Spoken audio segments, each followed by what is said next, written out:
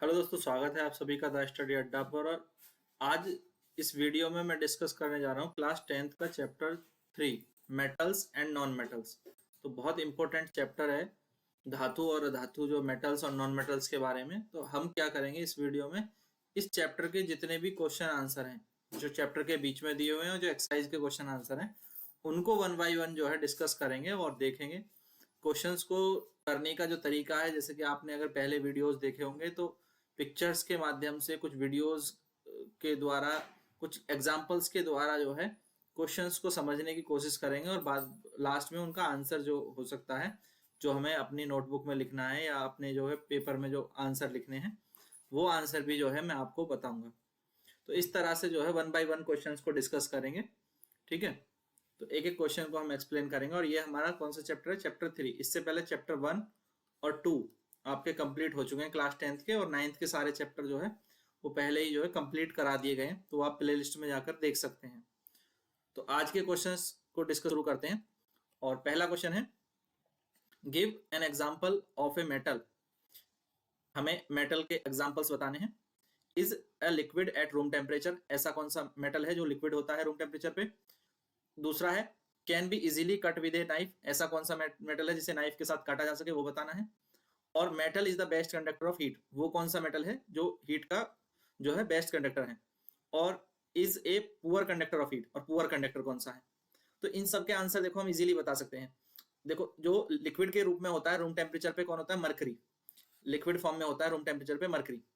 और चाकू से जो काटे जा सकते हैं, नाइफ से काटे जा सकते हैं, वो है सोडियम और पोटेशियम। इन्हें आसानी से जो है चाकू के द्वारा काटा जा सकता है। कौन कौन से? सोडियम और पोटेशियम। ठीक है, फिर अगर हम बात करें बेस्ट कंडक्टर ऑफ हीट, तो बेस्ट कंडक्टर ऑफ हीट होता है सिल्वर। यहाँ पर मैंने सिल्वर वायर की जो इमेज है वो दिखाई है, देखो सिल्वर वायर की। सिल्वर जो है मेटल है। सिल्वर की ज्वेलरीज भी आपने देखी होंगी, चांदी की है ना। तो चांदी जो होती है, सिल्वर जो होता है, वो बेस्ट कंडक्टर ऑफ हीट होता है। ठीक है, उसमें हीट इजीली फ्लो कर सकती है। और पुअर कंडक्टर ऑफ हीट कौन है? पुअर कंडक्टर ऑफ हीट के एग्जाम्पल में हो जाएगा mercury. Mercury is also poor conductor of heat.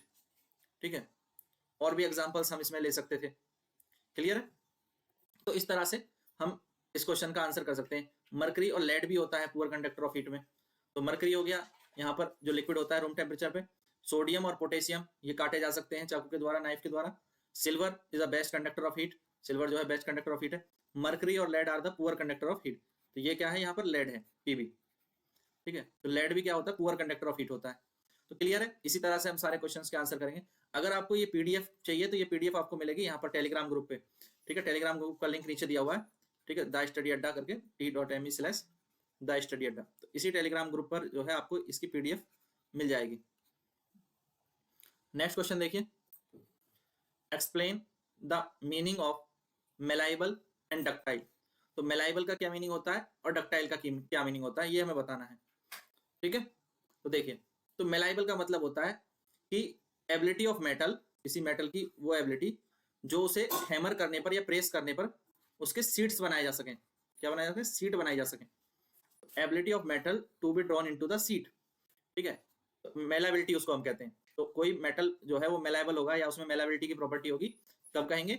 When material की जो एबिलिटी है, materials ability to be hammered और प्रेस्ड इनटू थिन सीड्स, उसके जो है थिन सीड्स बनाए जा सकते हो, तो विदाउट ब्रेकिंग, तो हम ये कहेंगे कि वो मेलाइबल है, यानी उसमें मेलाबिलिटी की प्रॉपर्टी है। दूसरा होता है डक्टिलिटी। तो डक्टिलिटी भी इसी से रिलेटेड वर्ड है, यानी कोई ऐसा मेटल जिसको हम खींच करके उसके वायर बना सकते हो, तो उसमें डक्टिलिटी का जो गुण है वो होगा। तो malleability is describe as a material's ability to be stretch. Stretch मतलब खींचा जा सकता है, to be stretch into thin wires, और उसके पतले तार बनाए जा सकते हो विदाउट ब्रेकिंग, बिना टूटे। तो अगर थिन वायर बनाए जा सकते हैं तो ये प्रॉपर्टी होती है डक्टिलिटी, और अगर थिन सीट बनाई जा सकती है तो इस प्रॉपर्टी को हम कहते हैं मेलाबिलिटी। क्लियर है? तो इसमें कोई कंफ्यूजन? ठीक है, तो ये हमारे दो क्वेश्चन हो गए। अब नेक्स्ट क्वेश्चन पर चलते हैं। देखिए नेक्स्ट क्वेश्चन क्या है, why is sodium kept immersed in kerosene oil. तो सोडियम को जो है क्यों रखा जाता है केरोसिन ऑयल? केरोसिन ऑयल यानी मिट्टी का तेल। आप सभी ने देखा होगा घरों में मिट्टी का तेल। ठीक है, केरोसिन ऑयल अभी तो कम होता है, पहले ज्यादा होता था। तो सोडियम इसका यूज भी करते थे घरों में लैंप जलाने के लिए, केरोसिन ऑयल का, मिट्टी के तेल का। अभी जो है स्टोव में भी यूज करते थे, अभी यूज नहीं होता है ज्यादा। तो सोडियम और पोटेशियम को केरोसिन ऑयल में रखा जाता है। सोडियम और पोटेशियम को किस में रखा जाता है? केरोसिन ऑयल में रखा जाता है। क्यों? ठीक है, इस तरह से केरोसिन ऑयल में रखते हैं क्योंकि ये बहुत एक्सप्लोसिव है और ये एयर के साथ जो है रिएक्ट कर सकते हैं। सोडियम इज वेरी रिएक्टिव, ठीक है, ये एयर में और मॉइस्चर के साथ रिएक्ट कर जाते हैं। In open air sodium react vigorously, vigorously मतलब बहुत तेजी से रिएक्ट करते हैं विस्फोटक तरीके से विद ऑक्सीजन एंड मॉइस्चर। देखो मैं इसका एक वीडियो दिखाता हूँ आपको, तो उसमें देखें आप, ठीक, ये वीडियो देखें। यहाँ पे हमने सोडियम जो है वो डाला है, तो जैसे हम सोडियम डालते हैं पानी के अंदर वाटर में, तो देखिए क्या हो रहा है, देखें अभी, तो यहाँ एक्सप्लोजिव जो है नेचर है इसकी। सोडियम बहुत रिएक्टिव होता है और इसकी जो है वाटर के साथ ये रिएक्ट करता है, विग्रसली रिएक्ट करता है, ठीक है। तो सोडियम सबमर्ज इन केरोसिन, हम इसको रखते हैं केरोसिन ऑयल में, क्यों? To prevent it from coming into the contact with air and moisture, air और मॉइस्चर के कांटेक्ट में आने से बचाने के लिए हम ऐसा करते हैं कि हम इसको केरोसिन ऑयल में रखते हैं, क्योंकि जब ये एयर और मॉइस्चर के कांटेक्ट में आता है तो जैसा अभी आपने देखा ना, इस तरह से ये रिएक्ट करता है, ठीक है, बहुत रिएक्टिव होता है सोडियम और पोटेशियम भी। तो अब ये याद रहेगा आपको कि सोडियम को हम क्यों रखते हैं केरोसिन ऑयल के अंदर, क्योंकि सोडियम जो है एयर में और मॉइस्चर के साथ बहुत ज्यादा रिएक्ट करता है। क्लियर? अब इस क्वेश्चन को देखें, right the equation for reactions of, हमें कुछ इक्वेशंस लिखने हैं, ठीक है, केमिकल इक्वेशंस लिखने हैं। पहला लिखना है आयरन विद स्टीम या वेपर वाटर, उसके लिए इक्वेशन लिखनी है। दूसरी हमें कैल्शियम की रिएक्शन लिखनी है वाटर के साथ, और तीसरे इसमें पोटेशियम की रिएक्शन लिखनी है वाटर के साथ, ठीक है। तीन हमें रिएक्शन इस क्वेश्चन में आंसर करनी है, पहली आयरन की वाटर के साथ, फिर कैल्शियम की, फिर पोटेशियम की, फिर वाटर की। तो 1 बाय 1 देखते हैं, ठीक है, एक एक करके देखेंगे। इन सबके वीडियो भी मैं आपको दिखाऊंगा कैसे ये रिएक्ट करते हैं। तो पहला देखो, पहली है आयरन विद स्टीम। तो आयरन रिएक्ट विद स्टीम यानी H2O, ठीक है। देखो कैसे रिएक्ट करता है, ये वीडियो देखें। इसमें वाटर है, हमने यहाँ पर बीकर के अंदर जो है वाटर लिया है, तो ये वाटर है और इस वाटर में आयरन जो है वो डाला गया है, ठीक है। तो अब क्योंकि कोल्ड वाटर के साथ ये रिएक्शन नहीं होती है, इसलिए हमें पानी को थोड़ा सा गर्म करना पड़ता है, ठीक है। उसको हीट करते हैं और जैसे ही हीट करते हैं तो ये आयरन जो है वाटर के साथ रिएक्ट करना शुरू कर देता है और इसमें से हाइड्रोजन गैस भी निकलती है। कौन सी गैस निकलती है? हाइड्रोजन गैस निकलती है। और यहाँ पर जो है क्या बनेगा? आयरन ऑक्साइड बनेगा Fe3O4, ठीक है। Fe की रिएक्शन हमने कराई H2O के साथ, तो Fe हो गया आयरन। आयरन की रिएक्शन हम करा रहे हैं वाटर के साथ या वाटर वेपर के साथ, तो बनता है आयरन ऑक्साइड। इसको गर्म क्यों करते हैं? क्योंकि जो है ठंडे पानी के साथ जो है आयरन रिएक्ट नहीं करता है, बहुत स्लो रिएक्ट करता है, तो इसलिए जो है उसको गर्म करते हैं और ये हाइड्रोजन गैस बनती है, ठीक है। तो ये हमारी रिएक्शन होती है आयरन की स्टीम के साथ। अब दूसरा देखें, कैल्शियम की वाटर के साथ रिएक्शन देखो। तो यहाँ पर कैल्शियम की वाटर के साथ रिएक्शन क्या होगी, पहले वीडियो देखते हैं। इसमें देखो ये पानी के अंदर जो है कैल्शियम डाला, तो जब पानी के अंदर कैल्शियम डालते हैं तो धीरे धीरे जो है पूरा जो पानी है वो दूधिया मिल्की होना शुरू हो जाता है और इसमें से एक गैस निकलती है, वो हाइड्रोजन गैस निकलती है। तो यहाँ भी कौन सी गैस निकल रही है? हाइड्रोजन गैस निकल रही है। कैल्शियम वाटर के साथ रिएक्ट करता है तो क्या बनाता है? कैल्शियम हाइड्रोक्साइड, ये बनाता है कैल्शियम हाइड्रोक्साइड बनाता है। When calcium react with water to form calcium hydroxide and hydrogen gas. Clear? तो इस तरह से ये रिएक्शन होती है, ठीक। अब पोटेशियम की रिएक्शन देखिए, तो पोटेशियम की रिएक्शन देखो, पोटेशियम कैसे रिएक्ट करता है, ये वीडियो देखें। पोटेशियम को डाला और पोटेशियम बहुत रिएक्टिव होता है, सोडियम की तरह बहुत रिएक्टिव होता है, हाईली रिएक्टिव है, तो ये विग्रसली रिएक्ट करता है और एक्सप्लोजिव हो सकता है ये वाटर के साथ। तो इसलिए क्योंकि इसमें रिएक्ट करते समय बहुत सारी हीट इससे जनरेट होती है, तो इसलिए जो है थोड़ा सा ध्यान रखना जरूरी होता है सोडियम और पोटेशियम के वाटर के साथ रिएक्शन कराते समय, क्योंकि यहाँ एक्सप्लोजन हो सकता है, ठीक है। तो ये केयरफुल तरीके से ही ये रिएक्शन की जानी चाहिए। तो पोटेशियम के जब वाटर के साथ रिएक्ट कराते हैं, potassium react with water even more vigorously, ठीक है, even more vigorously than calcium and it forms the potassium hydroxide. क्या बनता है? पोटेशियम हाइड्रोक्साइड बनता है, KOH, और हाइड्रोजन गैस बनती है। तीनों में हमने देखा हाइड्रोजन गैस बनती है, ठीक है। पोटेशियम की रिएक्शन में भी, कैल्शियम के में भी और आयरन के में भी, तीनों में क्या बनते हैं? हाइड्रोजन गैस बनती है। इसका मतलब जब मेटल जो है वाटर के साथ रिएक्ट करते हैं तो मेटल हाइड्रोक्साइड बनते हैं। ये एक जनरल इक्वेशन में बता रहा हूँ क्या बनते हैं, मेटल हाइड्रो ऑक्साइड्स बनते हैं, प्लस बनती है हाइड्रोजन गैस। ठीक है, ये आप याद रखेंगे। तो मेटल जब वाटर के साथ रिएक्ट करते हैं तो मेटल हाइड्रो ऑक्साइड और हाइड्रोजन गैस बनाते हैं। तीनों के केस में हमने ये देखा था, आयरन, कैल्शियम, पोटेशियम। ठीक है, तो यहाँ पर जो पोटेशियम की रिएक्शन है वाटर के साथ, ये एक्सोथर्मिक रिएक्शन है। कैसी रिएक्शन है? एक्सोथर्मिक, यानी इसमें हीट जो है वो रिलीज होती है, निकलती है, हीट रिलीज होती है। ठीक है, और it can be violent, it can be violent, ये एक्सप्लोजिव हो सकता है। ठीक है, तो it is important to handle it with the question in a controlled environment. ठीक है, ये एक तरह से जो है नोट पॉइंट है, ये आपको ध्यान रखना है। कभी भी आप सोडियम और पोटेशियम की रिएक्शन जो है वाटर के साथ जो है कराएं तो बहुत सावधानी के साथ कराएं। नेक्स्ट क्वेश्चन पर चलते हैं। अब देखें ये क्वेश्चन क्या है, samples of 4 metal A, B, C और डी। 4 मेटल के सैंपल हैं। ठीक है, उसमें चारों मेटल के नाम दिए हुए हैं, ए, बी, सी, डी, और इन चारों की रिएक्शन कराई जाती है। Are taken and added into the following solution one by one. कौन कौन से सॉल्यूशन है? आयरन सल्फेट, फिर कॉपर सल्फेट, जिंक सल्फेट और सिल्वर नाइट्रेट। ए की इन चारों से रिएक्शन कराएंगे, फिर बी की इन चारों से रिएक्शन कराएंगे, फिर सी की, फिर डी की। तो हमें जो रिजल्ट मिलते हैं वो हमने यहाँ लिखे हुए हैं। जब ए को आयरन सल्फेट से रिएक्ट कराया तो कोई रिएक्शन नहीं हुई। ए को हमने कॉपर सल्फेट से रिएक्ट कराया तो ए ने कॉपर को डिस्प्लेस कर दिया। जिंक के साथ कुछ नहीं हुआ, सिल्वर में कुछ नहीं हुआ। ठीक है, वहां रिएक्शन नहीं हुई। इसने बी ने आयरन को डिस्प्लेस कर दिया, कॉपर के साथ रिएक्शन, नो रिएक्शन, नो। ठीक है, यहाँ नहीं हुई। सी ने कोई रिएक्शन यहाँ नहीं होती, आयरन सल्फेट के साथ, कॉपर सल्फेट के साथ सी की कोई रिएक्शन नहीं होती, जिंक सल्फेट के साथ कोई रिएक्शन नहीं होती, पर सी सिल्वर नाइट्रेट से सिल्वर को डिस्प्लेस कर देता है। डी किसी के साथ भी रिएक्ट नहीं करता है। तो अब हमें बताना है, इस टेबल के आधार पर 3 क्वेश्चन हमारे पास हैं ABCD को लेकर। इनमें which of the metal is most reactive, which is most reactive metal. एक क्वेश्चन तो ये है। दूसरा है, what would you observe if B is added to the solution of copper sulphate. तो बी की रिएक्शन अगर हम कराते हैं किसके साथ? कॉपर सल्फेट के साथ, तो क्या होगा ये हमें बताना है। क्योंकि बी आयरन सल्फेट में आयरन को डिस्प्लेस कर देता है, तो बी कॉपर के साथ कैसी रिएक्शन करेगा ये बताना है। फिर arrange the metal A, B, C और D according to the order of decreasing reactivity. घटते हुए क्रम में रिएक्टिविटी के उन्हें अरेंज करना है। तो ये तो है हमारा क्वेश्चन। ठीक है, अब क्वेश्चन आप समझ गए, अब समझो कैसे इसको आंसर करना है। ठीक है, तो इसके लिए सबसे पहले इंपॉर्टेंट चीज आपको पता होनी जरूरी है, वो है रिएक्टिविटी सीरीज। ठीक है, तो अभी हमारे पास पहला ऐसा क्वेश्चन आया जिसमें रिएक्टिविटी सीरीज के बारे में हम जान लें। तो रिएक्टिविटी सीरीज में जो सबसे ज्यादा रिएक्टिव है वो है पोटेशियम, उसके बाद है सोडियम, फिर कैल्शियम, जैसे घटते जाएंगे, घटते क्रम में है ये। फिर आता है मैग्नीशियम, फिर aluminium, zinc, iron, tin, lead, copper, फिर मरकरी, फिर सिल्वर और गोल्ड। तो गोल्ड जो है सबसे कम रिएक्टिव है, सिल्वर और गोल्ड जो है वो सबसे कम रिएक्टिव है, लीस्ट रिएक्टिव है ना, कम। और जो सबसे ज्यादा रिएक्टिव है, कई बार हमने पिछले क्वेश्चंस में भी बताया, तो सबसे ज्यादा रिएक्टिव है पोटेशियम और सोडियम, इन्हें हम कहते हैं मोस्ट रिएक्टिव हैं ये। ठीक है, तो जो जितना ऊपर होगा वो उतना रिएक्टिव होगा, जो जितना नीचे होगा वो उतना ही कम रिएक्टिव होगा।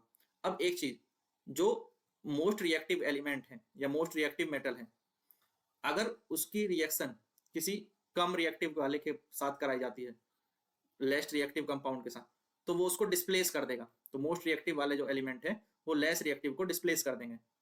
ठीक है, इसका मतलब अब ए जो है वो आयरन के साथ कोई रिएक्शन नहीं करता, क्योंकि ए कम रिएक्टिव है आयरन की तुलना में।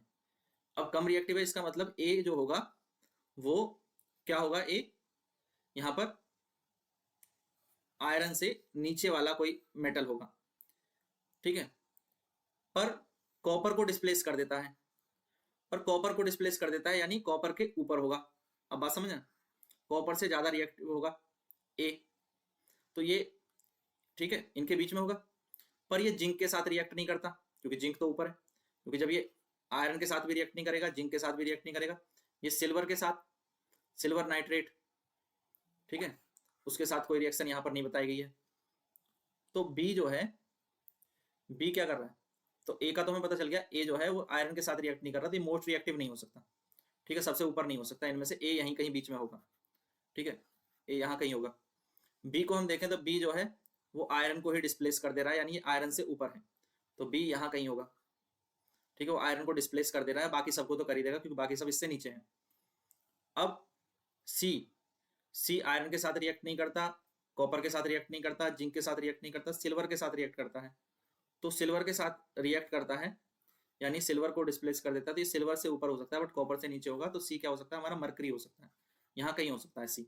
ठीक है, ये कॉपर को डिस्प्लेस नहीं करता पर सिल्वर को कर देता है, तो सी कॉपर और सिल्वर के बीच में कहीं होगा। डी, ये किसी के साथ भी कोई रिएक्शन नहीं करता, तो डी जो है वो सी से भी नीचे होगा, सबसे कम रिएक्टिव होगा। ठीक है, तो ये तो हमारा क्रम हो गया, यानी इनमें सबसे ऊपर कौन है, बी, बी सबसे ज्यादा रिएक्टिव है, फिर उससे कम है ए से कम रिएक्टिव है सी से कम रिएक्टिव है डी। देखो काफी ध्यान से बनानी होती है रिएक्टिविटी सीरीज का ऑर्डर, जैसे मैंने बनाई है, तो यही चीजें आपको समझनी है कि मैंने इसको कैसे कैसे बनाया। अगर आपको कोई कंफ्यूजन हो रहा है, एक बार वीडियो को थोड़ा सा पीछे करके दोबारा देख लेंगे, ठीक है, मैंने किस तरह से इनका ऑर्डर सेट किया।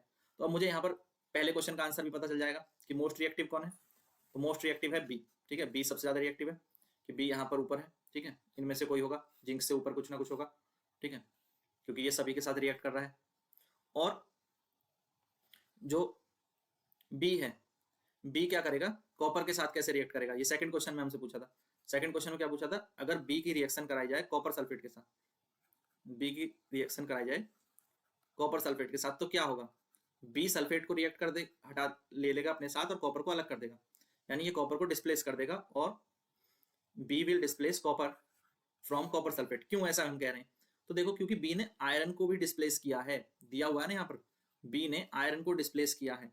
अब आयरन कहाँ पर है, ये रहा आयरन Fe, तो Fe जो है वो बी से नीचे होगा, तभी तो डिस्प्लेस किया कि आयरन कम रिएक्टिव होगा बी से। जब आयरन कम रिएक्टिव है तो कॉपर तो और कम रिएक्टिव होता है, कॉपर जो है वो और कम रिएक्टिव होता है किससे, आयरन से, तो इसका मतलब बी कॉपर को भी डिस्प्लेस कर देगा।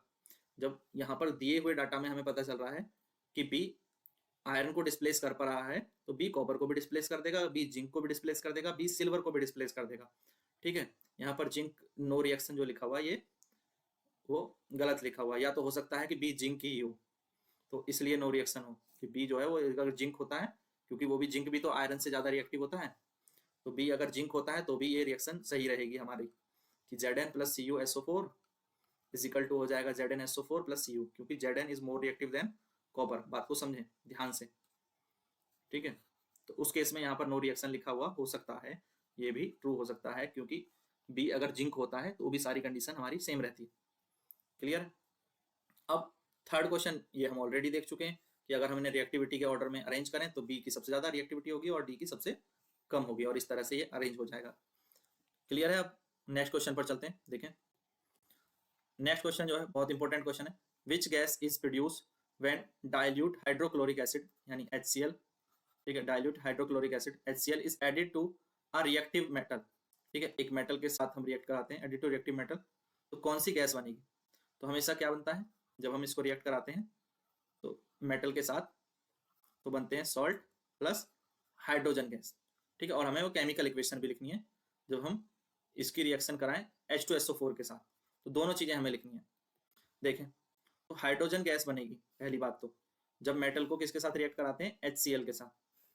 ठीक है, कौन सी गैस बनती है, हाइड्रोजन गैस बनती है। पिछले चैप्टर के कई सारे क्वेश्चंस में मैं बता चुका हूँ। ठीक है, ऐसा क्यों होता है, तो अब मान लो सपोज करो Fe की रिएक्शन हम करा रहे हैं, ठीक है, Fe की रिएक्शन करा रहे हैं 2HCl के साथ, तो क्या बनेगा FeCl2 plus H2 hydrogen gas. तो इस तरह से जो है मेटल एसिड के साथ रिएक्ट करते हैं। ठीक है, दूसरा अगर आयरन को हम रिएक्ट कराएं किसके साथ, डाइल्यूट H2SO4 के साथ। ठीक है, जैसे इसमें देखें तो यहाँ पर जो है आयरन नेल्स पड़े हुए हैं, कीले पड़ी हुई हैं किसके अंदर, H2SO4 के अंदर डाली हुई हैं, और ये रिएक्ट करेंगे और इसमें क्या बनेगी, हाइड्रोजन गैस बनेगी और FeSO4, ठीक है, आयरन सल्फेट, और बनेगा आयरन सल्फेट। ठीक है, इस तरह से रिएक्शन होती है, तो यहाँ पर भी हाइड्रोजन गैस निकलती है। Metal plus acid create salt and hydrogen gas. Clear है, कोई डाउट। नेक्स्ट देखें, क्वेश्चन है what would you observe when zinc is added to a solution of iron sulphate. Zinc की हम रिएक्शन कराएं किसके साथ, आयरन सल्फेट के साथ, FeSO4 के साथ, तो क्या होगा। तो यहाँ पर देखो रिएक्टिविटी सीरीज में जिंक कहाँ है और आयरन कहाँ है, पहली बात तो जिंक जो है वो ज्यादा रिएक्टिव है किससे, आयरन से। ये बात क्लियर है यहाँ पे। अब जिंक ज्यादा रिएक्टिव है किससे, आयरन से। ठीक है, तो इसका मतलब जब हम इसको रिएक्ट कराएंगे तो जिंक डिस्प्लेस कर सकता है किसको, Fe को। आयरन को, और क्या बना लेगा, ZnSO4 बना लेगा। ठीक है, यहाँ पर क्या बनेगा, ZnSO4, इस तरह से लिखते हैं। ठीक है, यहाँ पर थोड़ा सा जो है ये टाइपिंग मिस्टेक है। FeSO4 की रिएक्शन हो रही है जिंक के साथ, बनता है ZnSO4 प्लस Fe। तो सिंपल सी बात है, जिंक किसको डिस्प्लेस कर देगा, आयरन को डिस्प्लेस कर देगा। रीजन क्या है, zinc is more reactive then iron. Clear है? देखें नेक्स्ट। अब बहुत इंपॉर्टेंट क्वेश्चन है, इसमें हमें जो है डॉट स्ट्रक्चर को बहुत अच्छे से समझना है। क्वेश्चन है, write down the electron dot structure for sodium and oxygen. Sodium और ऑक्सीजन के डॉट स्ट्रक्चर लिखने हैं। दूसरा इसमें पूछा है, show the formation of Na2O and MgO। ठीक है, by the transfer of electrons.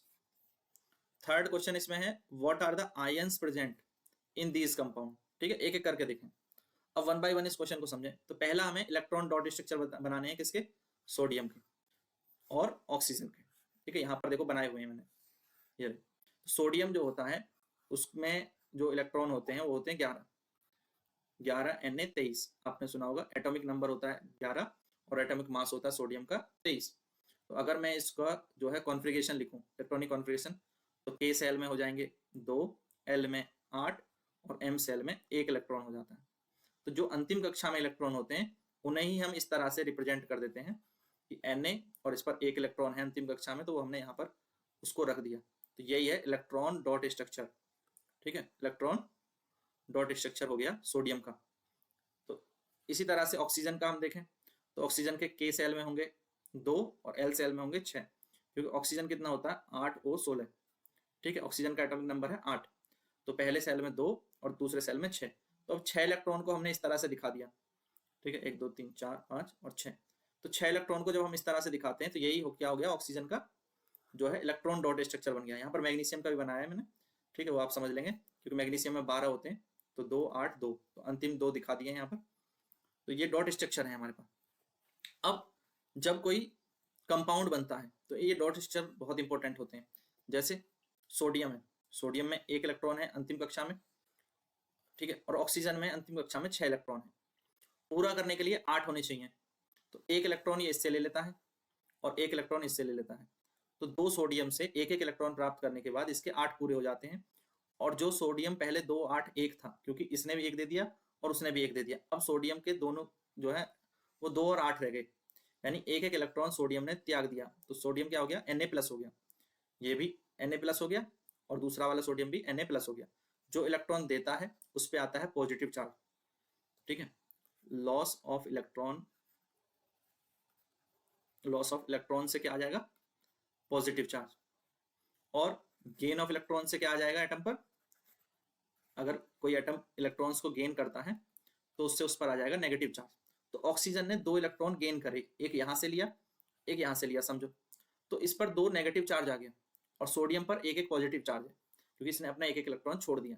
और इस तरह से हमारा Na2O का स्ट्रक्चर बन गया, इलेक्ट्रॉन डॉट स्ट्रक्चर किसका बन गया, Na2O का। अब मैग्नीशियम में बाहरी कक्षा में 2 इलेक्ट्रॉन है, 2 इलेक्ट्रॉन है, क्योंकि ये होता है 2 8 2। अगर ये 2 अपने इलेक्ट्रॉन छोड़ देता है तो 2 8 रह जाएगा।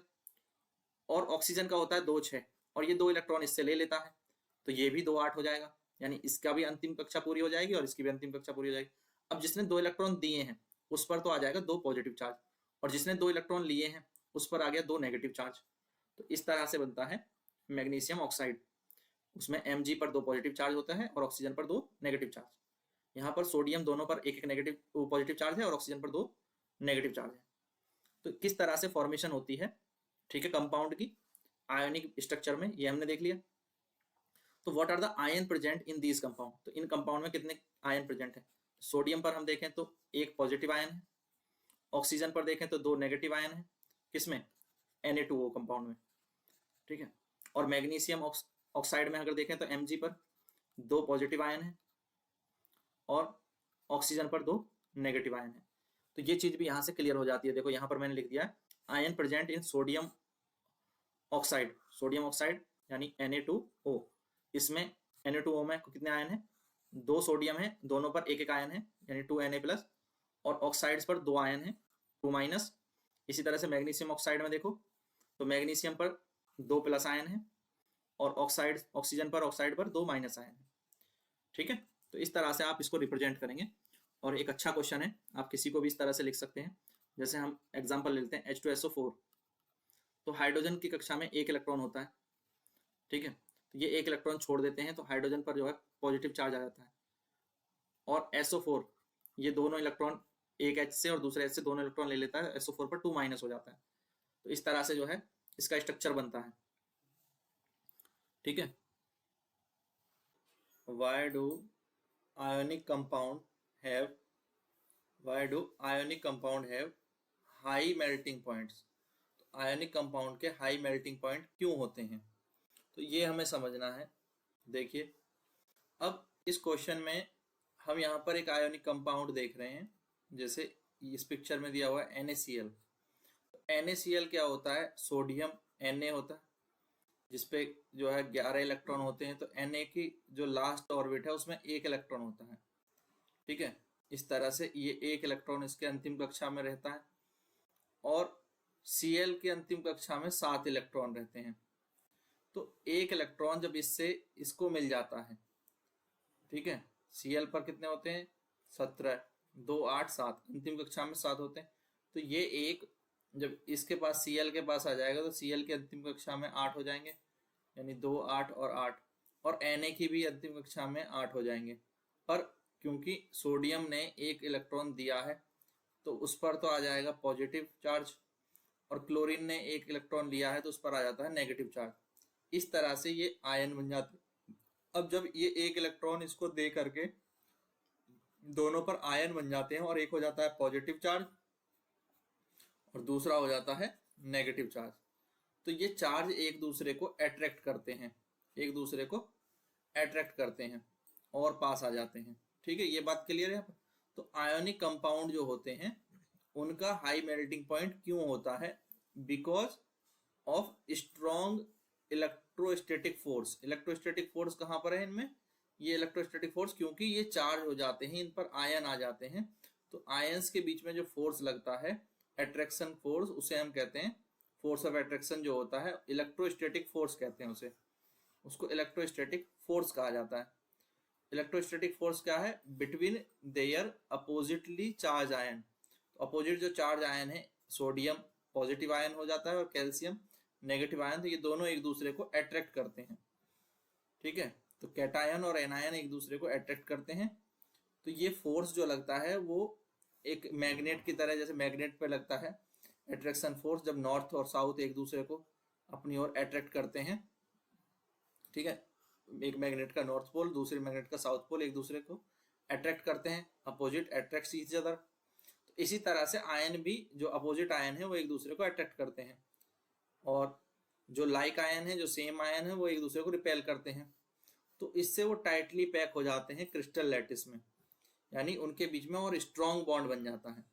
तो जब स्ट्रॉन्ग बॉन्ड बन जाता है तो अब आयोनिक कंपाउंड में, क्योंकि बॉन्ड जो है ज़्यादा स्ट्रॉन्ग है, क्योंकि उसके बीच में इलेक्ट्रोस्टैटिक फोर्स है, तो अगर हम आयोनिक कंपाउंड को अगर ब्रेक करना चाहते हैं, तो इसका मतलब उस बॉन्ड को ओवरकम करने के लिए, इस अट्रैक्शन फोर्स को ओवरकम करने के लिए हमें ज़्यादा एनर्जी की रिक्वायरमेंट होगी,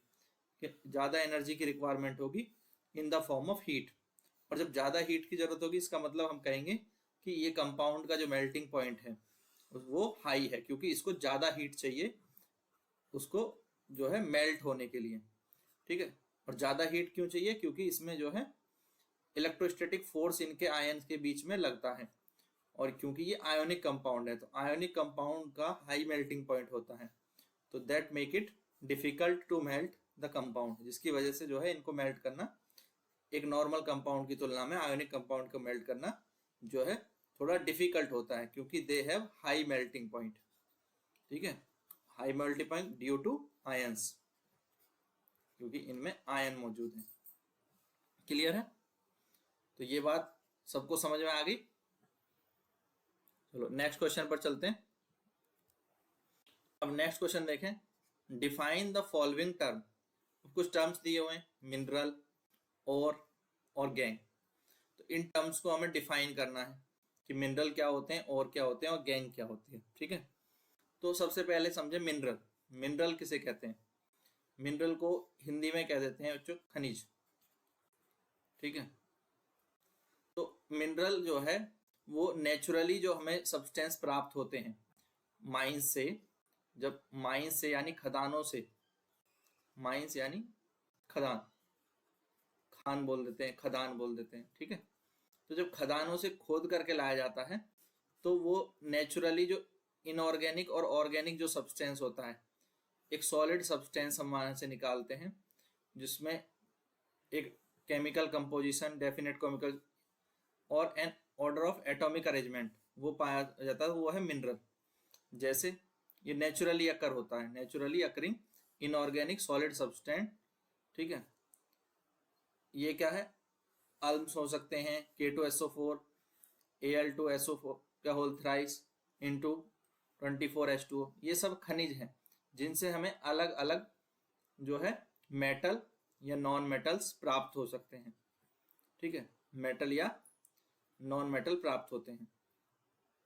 अब दूसरे होते हैं ओर यानी अयस्क।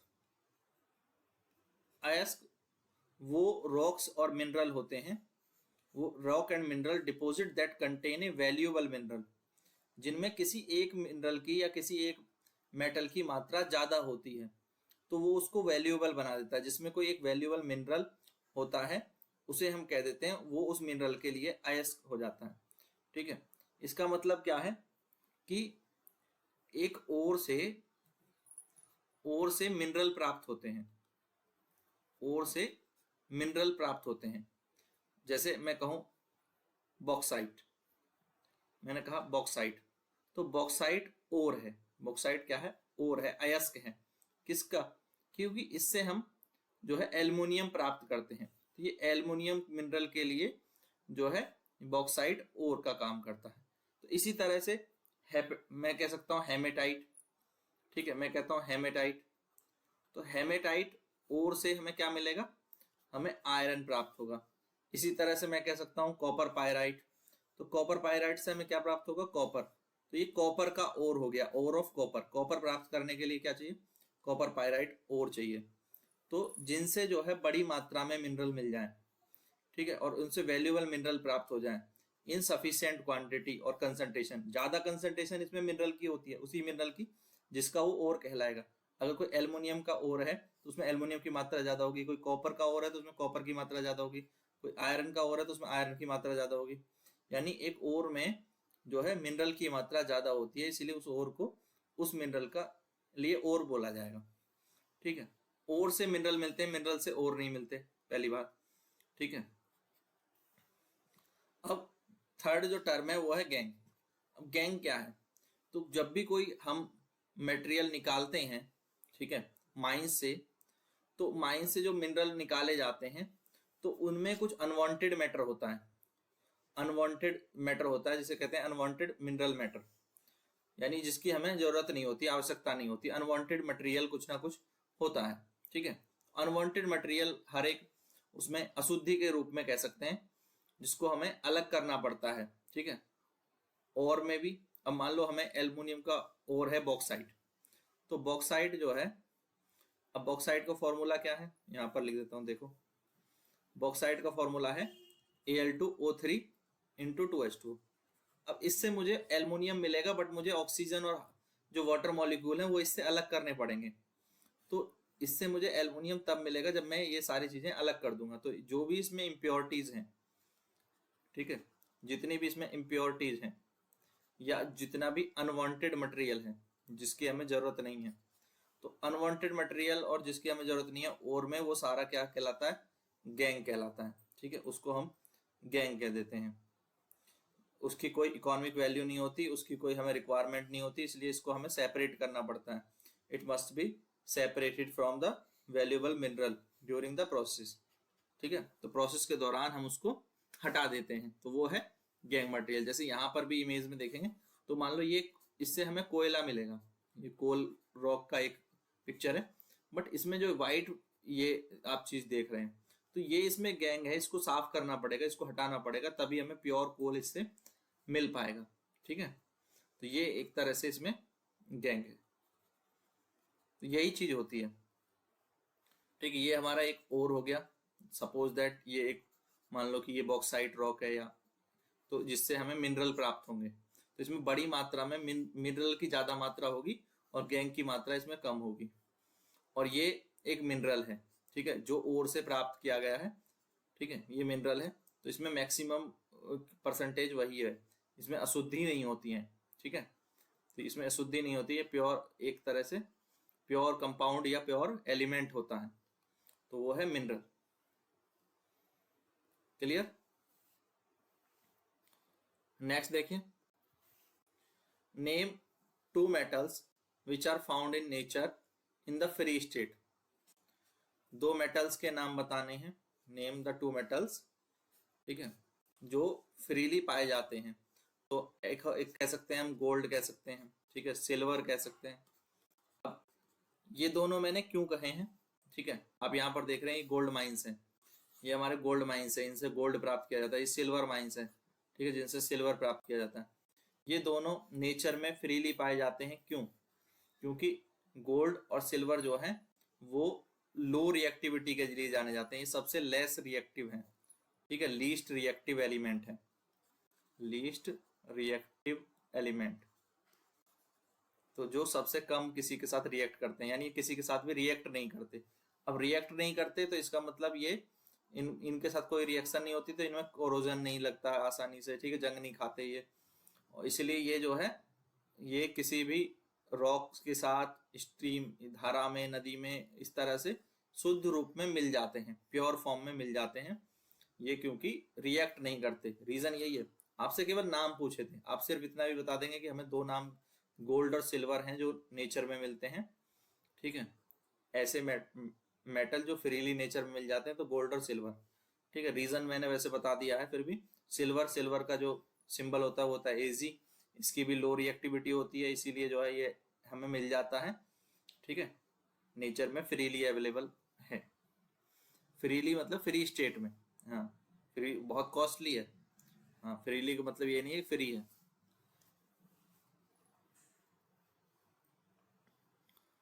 नेक्स्ट देखें, what chemical process is used for obtaining a metal from its oxide। तो मेटल ऑक्साइड से मेटल कैसे प्राप्त करेंगे, ये क्वेश्चन है, ठीक है। अब इस बात को समझें कि हमारे पास क्या है, मेटल ऑक्साइड।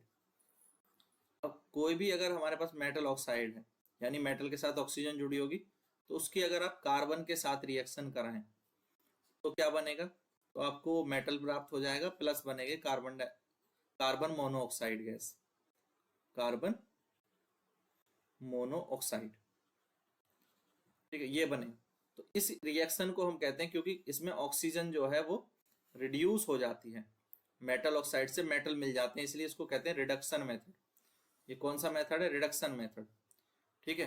तो इस रिडक्शन मेथड से हमें मेटल प्राप्त होते हैं, किससे, मेटल हमें प्राप्त होता है, ठीक है, use to obtain metal from its oxide, metal oxide से मेटल मिलता है। जैसे जिंक ऑक्साइड है, सपोज दैट जिंक ऑक्साइड है ZnO, तो जिंक ऑक्साइड को रिड्यूस करेंगे, यानी कार्बन के साथ रिएक्ट कराया, कार्बन के साथ रिएक्ट कराओगे तो ये रिड्यूस हो जाएगा, ऑक्सीजन को छोड़ देगा, और ऑक्सीजन कौन गेन कर लेगा, वो कार्बन गेन कर लेगा, तो वो कार्बन मोनोऑक्साइड बन जाएगा। तो कार्बन का तो हुआ है ऑक्सीडेशन, देखो, कार्बन का ऑक्सीडेशन हुआ है, और जिंक ऑक्साइड का क्या हुआ है, रिडक्शन। ये बात हमें पता होनी चाहिए, यहाँ पर हम जिंक ऑक्साइड का रिडक्शन हुआ है और कार्बन का ऑक्सीडेशन हुआ है, ठीक है, कार्बन ने ऑक्सीजन गेन करी है। तो जैसे यहाँ पर देखें, ये लेड ऑक्साइड है, और ये कार्बन है, चारकोल, ठीक है, चारकोल पाउडर है। तो लेड ऑक्साइड की जब कार्बन के साथ रिएक्शन कराएंगे तो हमें क्या मिलेगा, लेड मिलेगा, ठीक है, Pb, साथ ही एक गैस निकलेगी, कार्बन मोनोऑक्साइड। तो इस तरह से ये रिएक्शन कंप्लीट होती है। क्लियर है? तो लेड ऑक्साइड को रिड्यूस करते हैं लेड में, तो लेड ऑक्साइड रिड्यूस हो जाएगा और कार्बन ऑक्सीडाइज हो जाएगा, ठीक है। तो ये बात क्लियर है। अब नेक्स्ट क्वेश्चन पर चलें। देखिए, अब नेक्स्ट क्वेश्चन है, बहुत इंपॉर्टेंट क्वेश्चन है। यहाँ पर metallic oxides of zinc oxide, फिर मैग्नीशियम का ऑक्साइड, मैग्नीशियम ऑक्साइड, और कॉपर का oxide, copper oxide. Were heated with the following metals, इनको हम हीट करते हैं किसके साथ, फॉलोइंग मेटल, जिंक, मैग्नीशियम और कॉपर के साथ।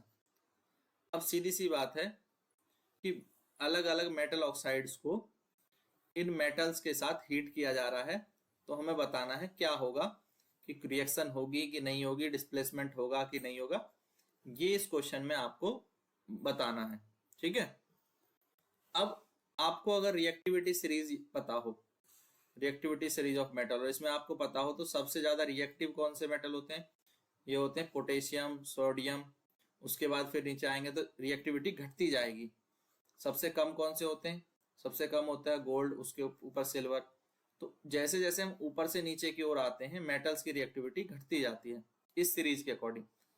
तो ऊपर से देखें potassium, sodium, calcium, magnesium, aluminium, zinc, ferrous, tin, lead, copper, mercury, ठीक है, सिल्वर, गोल्ड। तो ये सीरीज आपको याद होनी चाहिए।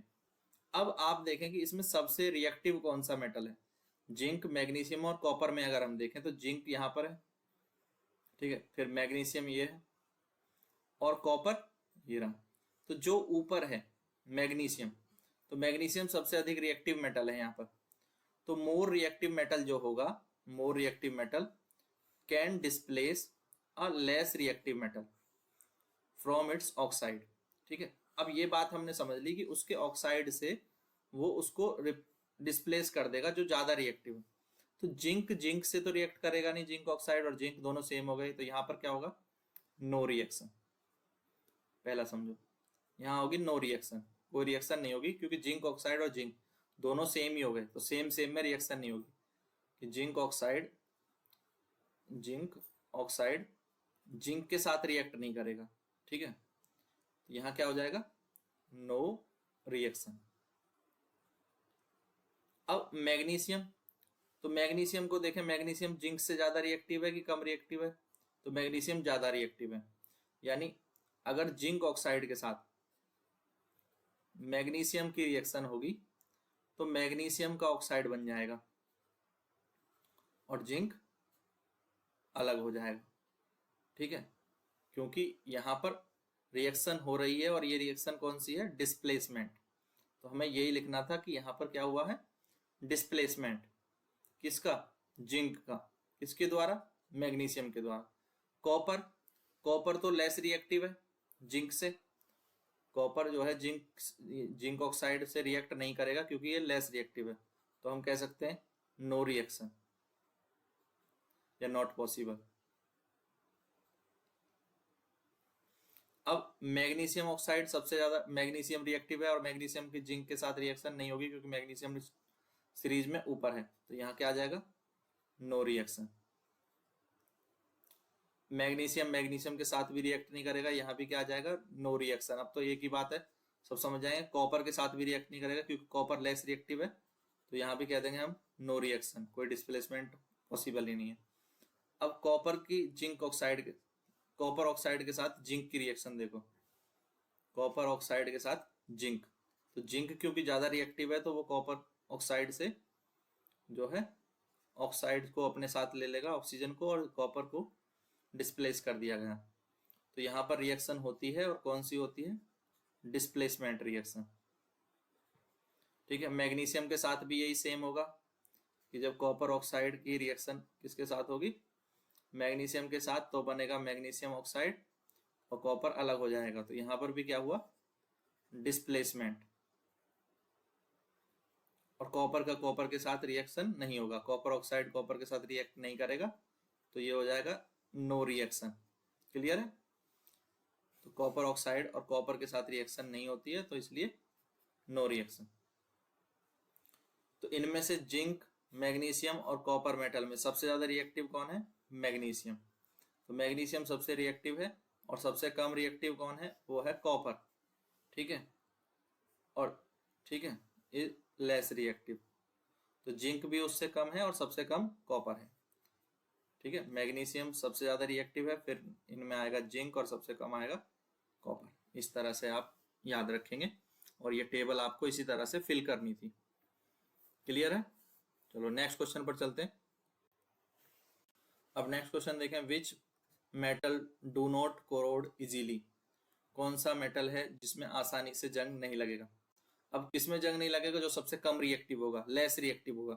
ये बात सिंपल समझ लो, जो सबसे कम रिएक्टिव होंगे उन्हीं में जंग नहीं लगेगा। तो सबसे कम रिएक्टिव कौन है? गोल्ड और सिल्वर है। तो गोल्ड, सिल्वर, प्लेटिनम ये जो होते हैं ये सबसे कम रिएक्टिव होते हैं। अगर हमें सीरीज याद है, कई क्वेश्चन में हम ये सीरीज देख चुके हैं, रिएक्टिविटी सीरीज ऑफ मेटल। तो ये सीरीज आप याद रखो। सब ऊपर जो है ये सब हाईली रिएक्टिव है, तो ये इजीली कोरोड हो जाएंगे। इनमें इजीली जो है कोरोजन वो हो सकता है क्योंकि ये बहुत रिएक्टिव है। और जो रिएक्टिव नहीं है तो उनमें जो है कोरोड होने के चांस भी नहीं है। और जो लेस रिएक्टिव है यही नेचर में फ्रीली मिल सकते हैं। ये भी हमने एक क्वेश्चन में देखा था। ठीक है, तो gold and platinum are the metal which do not corrode easily. Next question देखें, व्हाट आर अलॉयज? अलॉय क्या होते हैं? ठीक है, अलॉय वो होते हैं जो दो या दो से ज्यादा मेटल से मिलके बनते हैं, वो होते हैं अलॉय। ठीक है, दो या दो से ज्यादा मेटल से जो इन्हें मिला करके बनाया जाता है, जैसे यहाँ पर, या नॉन मेटल से, तो मेटल और नॉन मेटल मिक्स किए जा सकते हैं। ठीक है, अब फेरस है और कार्बन है, मिला के क्या बना दिया? स्टील। तो स्टील क्या हो गया? स्टील एक एलॉय है। स्टील एक एलॉय है। इसी तरह से कॉपर और टिन के मिलने से क्या बनता है? ब्रॉन्ज। ठीक है, कॉपर और टिन के मिलने से बनता है ब्रॉन्ज। तो ये भी क्या है? एक अलॉय है। अलॉय कैसा मिक्सचर होता है? होमोजीनियस, हेट्रोजीनियस नहीं, होमोजीनियस मिक्सचर होता है। ठीक है, होमोजीनियस मिक्सचर वो होते हैं जिनमें जो है कंपोजिशन सभी जगह एक समान होती है। ठीक है, तो कंपोजिशन सब जगह एक समान होती है, भले ही वो मिक्सचर है, बट आप कहीं से भी उसको देखेंगे तो एक जैसी ही उसका मिक्सचर होगा। कहीं ये नहीं कि ऊपर मिश्रण ज्यादा अनुपात में होगा, नीचे कम अनुपात में होगा। तो वो सेम रेशियो में ही जो है मिक्स होते हैं हर जगह, इसलिए उसको कहते हैं होमोजीनियस मिक्सचर। अब इसमें दो या दो से ज्यादा मेटल भी हो सकते हैं, मेटल और नॉन मेटल भी हो सकते हैं आपस में मिक्स। ठीक है, ऐसा नहीं है कि सिर्फ मेटल होंगे, हो सकता है एक मेटल हो एक नॉन मेटल हो, या दो मेटल हो एक नॉन मेटल हो, या दोनों ही मेटल हो, मेटल और मेटल के साथ मिक्स हो जाए, कई सारे मेटल नॉन मेटल को भी। ठीक है, दो तीन चार पांच कितने भी एक साथ मिलाए जा सकते हैं, और जो भी बनता है वो हमेशा क्या कहलाता है? अलॉय कहलाता है। क्लियर? अब नेक्स्ट क्वेश्चन देखें। नेक्स्ट क्वेश्चन है, which of the following pair will give displacement reaction? इसमें हमें डिस्प्लेसमेंट रिएक्शन मिलेगी। चार ऑप्शन है, NaCl सॉल्यूशन और कॉपर मेटल की रिएक्शन कराएं तो, यानी वो कह रहा है NaCl की रिएक्शन जब कॉपर मेटल के साथ कराएं तो डिस्प्लेसमेंट होगा, या फिर मैग्नीशियम क्लोराइड की एल्युमिनियम के साथ रिएक्शन कराएं, मैग्नीशियम क्लोराइड की रिएक्शन कराएं एल्युमिनियम के साथ, या फेरस सल्फेट की रिएक्शन कराएं सिल्वर के साथ, सिल्वर यानी Ag, तो डिस्प्लेसमेंट होगा, या फिर सिल्वर नाइट्रेट की रिएक्शन कराई जाए कॉपर के साथ। तो डिस्प्लेसमेंट कहाँ होगा, किस केस में होगा, ये इंपॉर्टेंट बात है। तो डिस्प्लेसमेंट हमेशा कब होता है?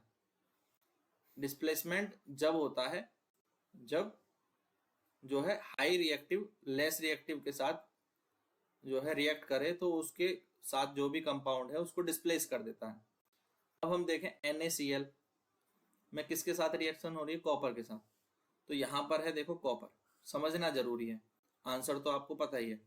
यहाँ कॉपर है और यह है सोडियम। तो सोडियम के साथ क्लोरीन को डिस्प्लेस कॉपर नहीं कर सकता, क्योंकि सोडियम खुद ही हाईली रिएक्टिव है, कॉपर उसकी तुलना में कम रिएक्टिव है। तो यहाँ पर क्या होगा? कोई रिएक्शन होगी ही नहीं। ठीक है, कोई रिएक्शन नहीं होगी, तो डिस्प्लेसमेंट का सवाल ही नहीं है। तो हमसे पूछा डिस्प्लेसमेंट कहाँ होना है। ठीक है, तो पहले में तो नहीं होगा। दूसरा मैग्नीशियम क्लोराइड का देख लो, मैग्नीशियम क्लोराइड की रिएक्शन किसके साथ कराई जा रही है? एल्युमिनियम के साथ। तो अब आप इस टेबल में देखो, यहाँ एल्युमिनियम है और मैग्नीशियम इससे ऊपर है, तो मैग्नीशियम को क्या एल्युमिनियम डिस्प्लेस करेगा? नहीं करेगा, तो यहाँ भी नो रिएक्शन। फिर आप देखो फेरस सल्फेट की रिएक्शन किसके साथ कराई जा रही है? सिल्वर के साथ, Ag। ठीक है, तो सिल्वर तो लेस रिएक्टिव है। क्या सिल्वर फिर फेरस को या फेरम को डिस्प्लेस कर सकता है? आयरन को नहीं कर सकता, तो यहाँ भी रिएक्शन नहीं होगी। तो फिर रिएक्शन होगी कहाँ? रिएक्शन होगी सिल्वर नाइट्रेट की, सिल्वर नाइट्रेट को कॉपर के साथ। तो सिल्वर नाइट्रेट कम रिएक्टिव है, कॉपर ज्यादा रिएक्टिव है, तो इसलिए कॉपर जो है डिस्प्लेस कर देगा और बनाएगा कॉपर नाइट्रेट, और सिल्वर अलग हो जाएगा। तो यहाँ डिस्प्लेसमेंट पॉसिबल है। तो displacement reaction will occur when more reactive metal displace a less reactive metal, ये मैं क्वेश्चन में समझा चुका हूँ, to form its salt solution. So displacement reaction will occur in silver nitrate solution and copper metal, और they will form copper nitrate and silver. Clear? Next question देखें। अब question है, which of the following metal is suitable for preventing the iron frying pan from rusting. तो जो हमारे iron frying pan है या कोई भी आयरन के जो सब्सटेंस हैं, उनको रस्टिंग से बचाने के लिए हमें क्या करना चाहिए? सबसे बेस्ट सॉल्यूशन क्या होगा? तो अगर हमारे पास कोई फ्राइंग पैन है या कोई चीज़ है, तो हम उसको रस्टिंग से बचाने के लिए ग्रीस और पेंट तो नहीं करेंगे, क्योंकि जो है वो पेन हम यूज़ करेंगे कुकिंग वगैरह में। तो वो जो ग्रीस और पेंट लगा के आप उसकी आयरन की चीज़ की रस्टिंग प्रिवेंट करेंगे, तो वो पेंट और ग्रीस जो है वो गर्म करने पर वो निकल जाएगा। तो इसके लिए हम क्या करते हैं? जिंक की कोटिंग करते हैं। इस तरह से उन पर जिंक की कोटिंग की जाती है, जिसे बोला जाता है गैल्वेनाइजिंग। गैल्वेनाइजिंग, तो गैल्वेनाइजेशन एक प्रोसेस होता है जिसमें जो है लाइट के द्वारा, ठीक है, उसमें हम क्या करते हैं कि इलेक्ट्रोड और कैथोड के जो एक प्रोसेस है उसको यूज करते हैं और कोटिंग करते हैं लोहे की चीजों पर, जिंक की कोटिंग करते हैं। ठीक है, तो जिंक की कोटिंग कर देते हैं, इससे उसको प्रिवेंट कर लेते हैं। तो ये होता है गैल्वेनाइजिंग। क्लियर है? रस्टिंग को प्रिवेंट करने के लिए गैल्वेनाइजिंग की जाती है, जिंक की कोटिंग की जाती है। यहाँ पर जो देख रहे हो आप, ये जिंक की कोटिंग कर रहे हैं। इस बाथ टब में जो है लोहे की चीज़ों को डालेंगे और इसमें जो है जिंक जो है जिंक पिघला करके, ये है जिंक जो है यहाँ पर है, और यही जिंक जो है इस पर चढ़ जाएगी आयरन पर। इस तरह से कोटिंग की जाती है, और इसमें जो है करंट पास किया जाता है, हाई इलेक्ट्रिसिटी करंट पास किया जाता है गैल्वेनाइजेशन प्रोसेस में, तभी ये जो है प्रोसेस होता है। क्लियर? अब नेक्स्ट क्वेश्चन देखें। An element react with oxygen to give the compound with a high melting point. This compound is also soluble in water. The element is likely to be. तो वो element क्या होगा? एक element को हम जलाते हैं, ऑक्सीजन के साथ रिएक्ट कराते हैं। ऑक्सीजन के साथ रिएक्ट कराना मतलब उसको जलाते हैं, तो क्या बनता है? और वो सॉल्यूबल भी होना चाहिए वाटर में, ठीक है, और उसका हाई मेल्टिंग पॉइंट भी होना चाहिए। तो ये हम करते हैं कैल्शियम के साथ। जब कैल्शियम को ऑक्सीजन के साथ हीट करते हैं, ऑक्सीजन की प्रेजेंस में हीट करते हैं, यानी यहाँ पर हमने कैल्शियम को ही जलाया, सीधे सीधे किसको जलाया? कैल्शियम को जलाया। तो जब कैल्शियम को हीट करते हैं तो क्या बनता है? यहाँ पर बनता है कैल्शियम ऑक्साइड, CaO। ठीक है, तो कैल्शियम ऑक्साइड बनता है। कैल्शियम ऑक्साइड जो है इसका मेल्टिंग पॉइंट हाई होता है, it have high melting point. ठीक है, और कैल्शियम ऑक्साइड वाटर में जो है सॉल्युबल भी है, पानी में घुल जाता है। ठीक है, और पानी को दूधिया कर देता है। ठीक है, मिल्की वाटर हो जाता है। तो पानी के साथ जब घुल जाता है तो क्या बनाता है? Calcium hydroxide. अगर आप कैल्शियम ऑक्साइड को वाटर के साथ डिजोल्व कर देते हैं तो बनता है कैल्शियम हाइड्रोक्साइड। ठीक है, इसका मतलब ये वाटर में सॉल्युबल भी है और एक नया कंपाउंड कैल्शियम हाइड्रोक्साइड बनाता है, और कैल्शियम ऑक्साइड का मेल्टिंग पॉइंट हाई होता है। तो जो भी कंडीशन हमें इस क्वेश्चन में तीनों दी हुई थी वो फुलफिल हो जाती हैं ऑप्शन ए के द्वारा, इसलिए ऑप्शन ए राइट है। क्लियर? अब नेक्स्ट क्वेश्चन देखें। नेक्स्ट क्वेश्चन क्या है? Food cans are coated with tin. Not with zinc. अब जो बर्तन हैं, खाने के जो डब्बे हैं, उन पे टिन की कोटिंग करी जाती है। टिन की कोटिंग करते हैं, जिंक की नहीं करते। जिंक की क्यों नहीं करते? हाँ, कि जिंक महंगा है इसलिए, या जिंक का हाई मेल्टिंग पॉइंट है इसलिए, या जिंक मोर रिएक्टिव है, या जिंक लेस रिएक्टिव है। तो ऐसा क्यों करते हैं? ये सब आपने अपने घरों में लोहे के डब्बे देखे होंगे जो खाने की पैकिंग में इस्तेमाल करते हैं, तो उन पर आपने एक कोटिंग देखी है। हमेशा उन पर एक कोटिंग होती है, वो टिन की कोटिंग होती है, या टिन के ही बने होते हैं। तो ये जो टिन की कोटिंग है इसलिए की जाती है क्योंकि टिन कम रिएक्टिव है, जिंक ज्यादा रिएक्टिव है, इसलिए जिंक की नहीं करते। जिंक ज्यादा रिएक्टिव है टिन की तुलना में। तो जो ज्यादा रिएक्टिव अगर होगा तो वो रिएक्ट करेगा किसके साथ? जब आप इसमें खाना रखेंगे, ठीक है, खाना आपका एसिडिक नेचर का भी हो सकता है, बेसिक नेचर का भी हो सकता है। तो जो भी फूड आइटम्स आप ऐसे बर्तनों में रखेंगे जिन पर जिंक की कोटिंग है, तो वो उसके साथ रिएक्ट करेंगे।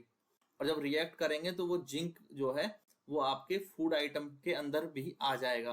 और जब आ जाएगा तो जब आप उसको कंज्यूम करेंगे, खाएंगे उस फूड को, तो इस तरह से वो मेटल आपकी बॉडी में पहुंच सकते हैं। तो इसलिए जो है टिन की कोटिंग करी जाती है, क्योंकि टिन कम रिएक्ट करता है फूड आइटम्स के साथ। तो जो फूड केन्स बनाए जाते हैं वो टिन के बनाए जाते हैं, ना कि जिंक कोटेड आयरन के। क्लियर है? इसी तरह एल्युमिनियम भी बहुत रिएक्ट करता है, इसलिए एल्युमिनियम बर्तन भी आजकल रिकमेंड नहीं किए जाते हैं, क्योंकि एल्युमिनियम भी जो है वो फूड आइटम्स के साथ जो है उसके जो पार्टिकल्स हैं वो आ जाते हैं।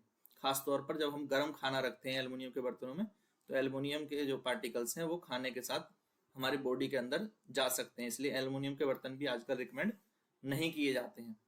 तो ये दोनों चीजें आपको याद रखनी है, ठीक है। Food cans are coated with tin and not with the zinc because zinc is more reactive than tin. Okay, next question देखें। You are given a hammer, आपको एक हैमर दिया गया, ठीक है, और एक बैटरी है आपके पास, ठीक है, एक बैटरी है, एक बल्ब है आपके पास, यू हैव अ बल्ब, और वायर्स हैं, और यू हैव अ स्विच, ठीक है, आपके पास कुछ स्विचेस हैं। अब करना क्या है? How could you use them to distinguish between the sample of metal और नॉन मेटल? आपको ये यूज करने हैं, ये पता कराने में कि कोई भी पदार्थ आपको दिया जाएगा कि वो मेटल है या नॉन मेटल है, ठीक है। एक क्वेश्चन तो ये कहता है। दूसरा, assess the usefulness of these test in distinguish the metal और नॉन मेटल, और आपको ये बताना है कि ये चीजें आपके लिए कितनी उपयोगी हैं इन या उपयोगी नहीं है, या कुछ ऐसी चीजें हैं जो आपको लगे कि उपयोगी नहीं है या ज्यादा उपयोगी है। तो ये दूसरे क्वेश्चन में आपको बताना है। तो मेटल नॉन मेटल के आपको डिफ्रेंशिएट करना है, ये चीजें मेटल और नॉन मेटल को डिफ्रेंशिएट कैसे करती हैं, और करती हैं तो कितना यूजफुल है, कितना यूजफुल नहीं है, ठीक है। क्वेश्चन समझ में आ गया? अब देखो, अब बात को यहाँ समझें कि अगर मेरे पास हैमर है तो मैं हैमर से पता कर सकता हूँ कि कोई चीज मेटल है या नॉन मेटल है। क्यों? क्योंकि मेटल की एक प्रॉपर्टी होती है कि पीटने पर उनका जो है वो सीट बनाई जा सकती है, जबकि नॉन मेटल के केस में ऐसा नहीं है। नॉन मेटल क्या होते हैं? ब्रिटल होते हैं, तो वो बिखर जाएंगे, टूटने पर टुकड़े टुकड़े हो जाएंगे। नॉन मेटल ब्रिटल होते हैं, और जबकि इनके पीटने पर सीट बनाई जा सकती है, क्योंकि मेटल जो है वो मेलाइबल होते हैं। मेटल कैसे होते हैं? मेलाइबल होते हैं, ठीक है। तो हैमर यूज हो जाएगा। We can meet the sample if it can be beaten into the thin sheet, then we can say it is a metal, ठीक है, क्योंकि वो मेलाइबल होगा, और it is a metal. Otherwise a non metal, अगर वो जो है थिन शीट में नहीं बदलता और टुकड़े टुकड़े टूट जाता है। उसी तरह से फिर बैटरी बल्ब का मैं क्या यूज कर सकता हूँ? एक बैटरी और बल्ब को यूज कर सकते हैं, ठीक है। कैसे? बैटरी बल्ब वायर स्विच का एक सेटअप बनाएंगे, और बैटरी बल्ब वायर स्विच का एक सेटअप बनाएंगे, और उसमें देखेंगे कि मेटल, उसमें इलेक्ट्रिसिटी जो है कंडक्ट हो रही है या नहीं हो रही है। अगर इलेक्ट्रिसिटी कंडक्ट होती है, इन चारों का एक सेटअप बना देते हैं, बैटरी बल्ब और वायर को एक साथ जोड़ देते हैं, और जब वायर को एक छोर से दूसरे छोर बीच में जो है मेटल को या किसी सब्सटेंस को हम रखेंगे, अगर चार्ज पास हुआ, करंट जो है फ्लो किया, तो इसका मतलब वो मेटल है, और करंट अगर फ्लो नहीं किया तो वो नॉन मेटल है, ठीक है। क्योंकि हम जानते हैं अगर कोई भी सैंपल ऐसा हमारे पास आएगा जो इलेक्ट्रिसिटी कंडक्ट करता है, तो हम सीधे कह देंगे कि वो मेटल है। अदरवाइज ऐसा अगर नहीं करता है तो कह देंगे नॉन मेटल है। तो ये सर्किट हम बना सकते हैं किस किस से? बैटरी, बल्ब, वायर और स्विचेस से एक सर्किट बना सकते हैं, उस सर्किट के थ्रू टेस्ट कर सकते हैं। तो इसमें हमें बताना था यूजफुलनेस ऑफ दीज आइटम। तो above test are useful in distinguishing the metal और नॉन मेटल। तो जो भी हमने टेस्ट किए हैं वो यूजफुल है मेटल और नॉन मेटल को हमें अंतर बताने में, ठीक है, based on the physical properties, उनके फिजिकल प्रॉपर्टीज के ऊपर। हमें कोई केमिकल टेस्ट करने की जरूरत नहीं पड़ती इसमें, ठीक है, बिना केमिकल टेस्ट के ही हम बता सकते हैं कोई मेटल है या नॉन मेटल है। क्लियर है? नेक्स्ट देखें। नेक्स्ट क्वेश्चन है what are amphoteric oxides. Amphoteric oxide क्या होते हैं? Give the two example of amphoteric oxides. अब एम्फोट्रिक ऑक्साइड वो होते हैं जो जिनके ऑक्साइड एसिडिक भी होते हैं और बेसिक भी होते हैं, यानी इनके ऑक्साइड की नेचर दोनों तरह की होती है। एम्फोर्बिक ऑक्साइड्स हम किन्हें कहते हैं? देखो ये जो इस टेबल में हम देखें पीरियोडिक टेबल में, तो जो यहाँ ग्रीन कलर में ये आपको दिख रहे हैं ये है मेटल्स, ये सब मेटल है। और जो यहाँ आप पिंक में देख रहे हैं ये सारे नॉन मेटल है, ये सब नॉन मेटल है। बट कुछ सब्सटेंस ऐसे होते हैं जो मेटल और नॉन मेटल के बीच की प्रॉपर्टीज रखते हैं, ठीक है। ये सब क्या है? ये हैं एम्फोट्रिक, ठीक है। एम्फोट्रिक ऑक्साइड्स इनके बनते हैं। क्यों? क्योंकि इनके ऑक्साइड कौन से ऑक्साइड हैं? विच react with acid and base both. अब मेटल के ऑक्साइड कैसे होते हैं? पहली बात ये आपको पता होना चाहिए कि मेटल के ऑक्साइड कैसे होते हैं। जब मेटल के जो ऑक्साइड्स हैं वो होते हैं बेसिक। मेटल के ऑक्साइड कैसे प्रॉपर्टी होते हैं? बेसिक। और नॉन मेटल के ऑक्साइड कैसे होते हैं? नॉन मेटल ऑक्साइड्स ये होते हैं एसिडिक, एसिडिक होते हैं। अब एक बात समझें कि ऐसे ऑक्साइड्स जो बेसिक जो मेटल के ऑक्साइड होंगे जो बेसिक होंगे तो ये एसिड के साथ रिएक्ट करके साल्ट बना लेंगे, और जो एसिडिक होंगे नॉन मेटल के ऑक्साइड वो बेस के साथ रिएक्ट करके सॉल्ट बना लेंगे, ठीक है, सॉल्ट प्लस वाटर।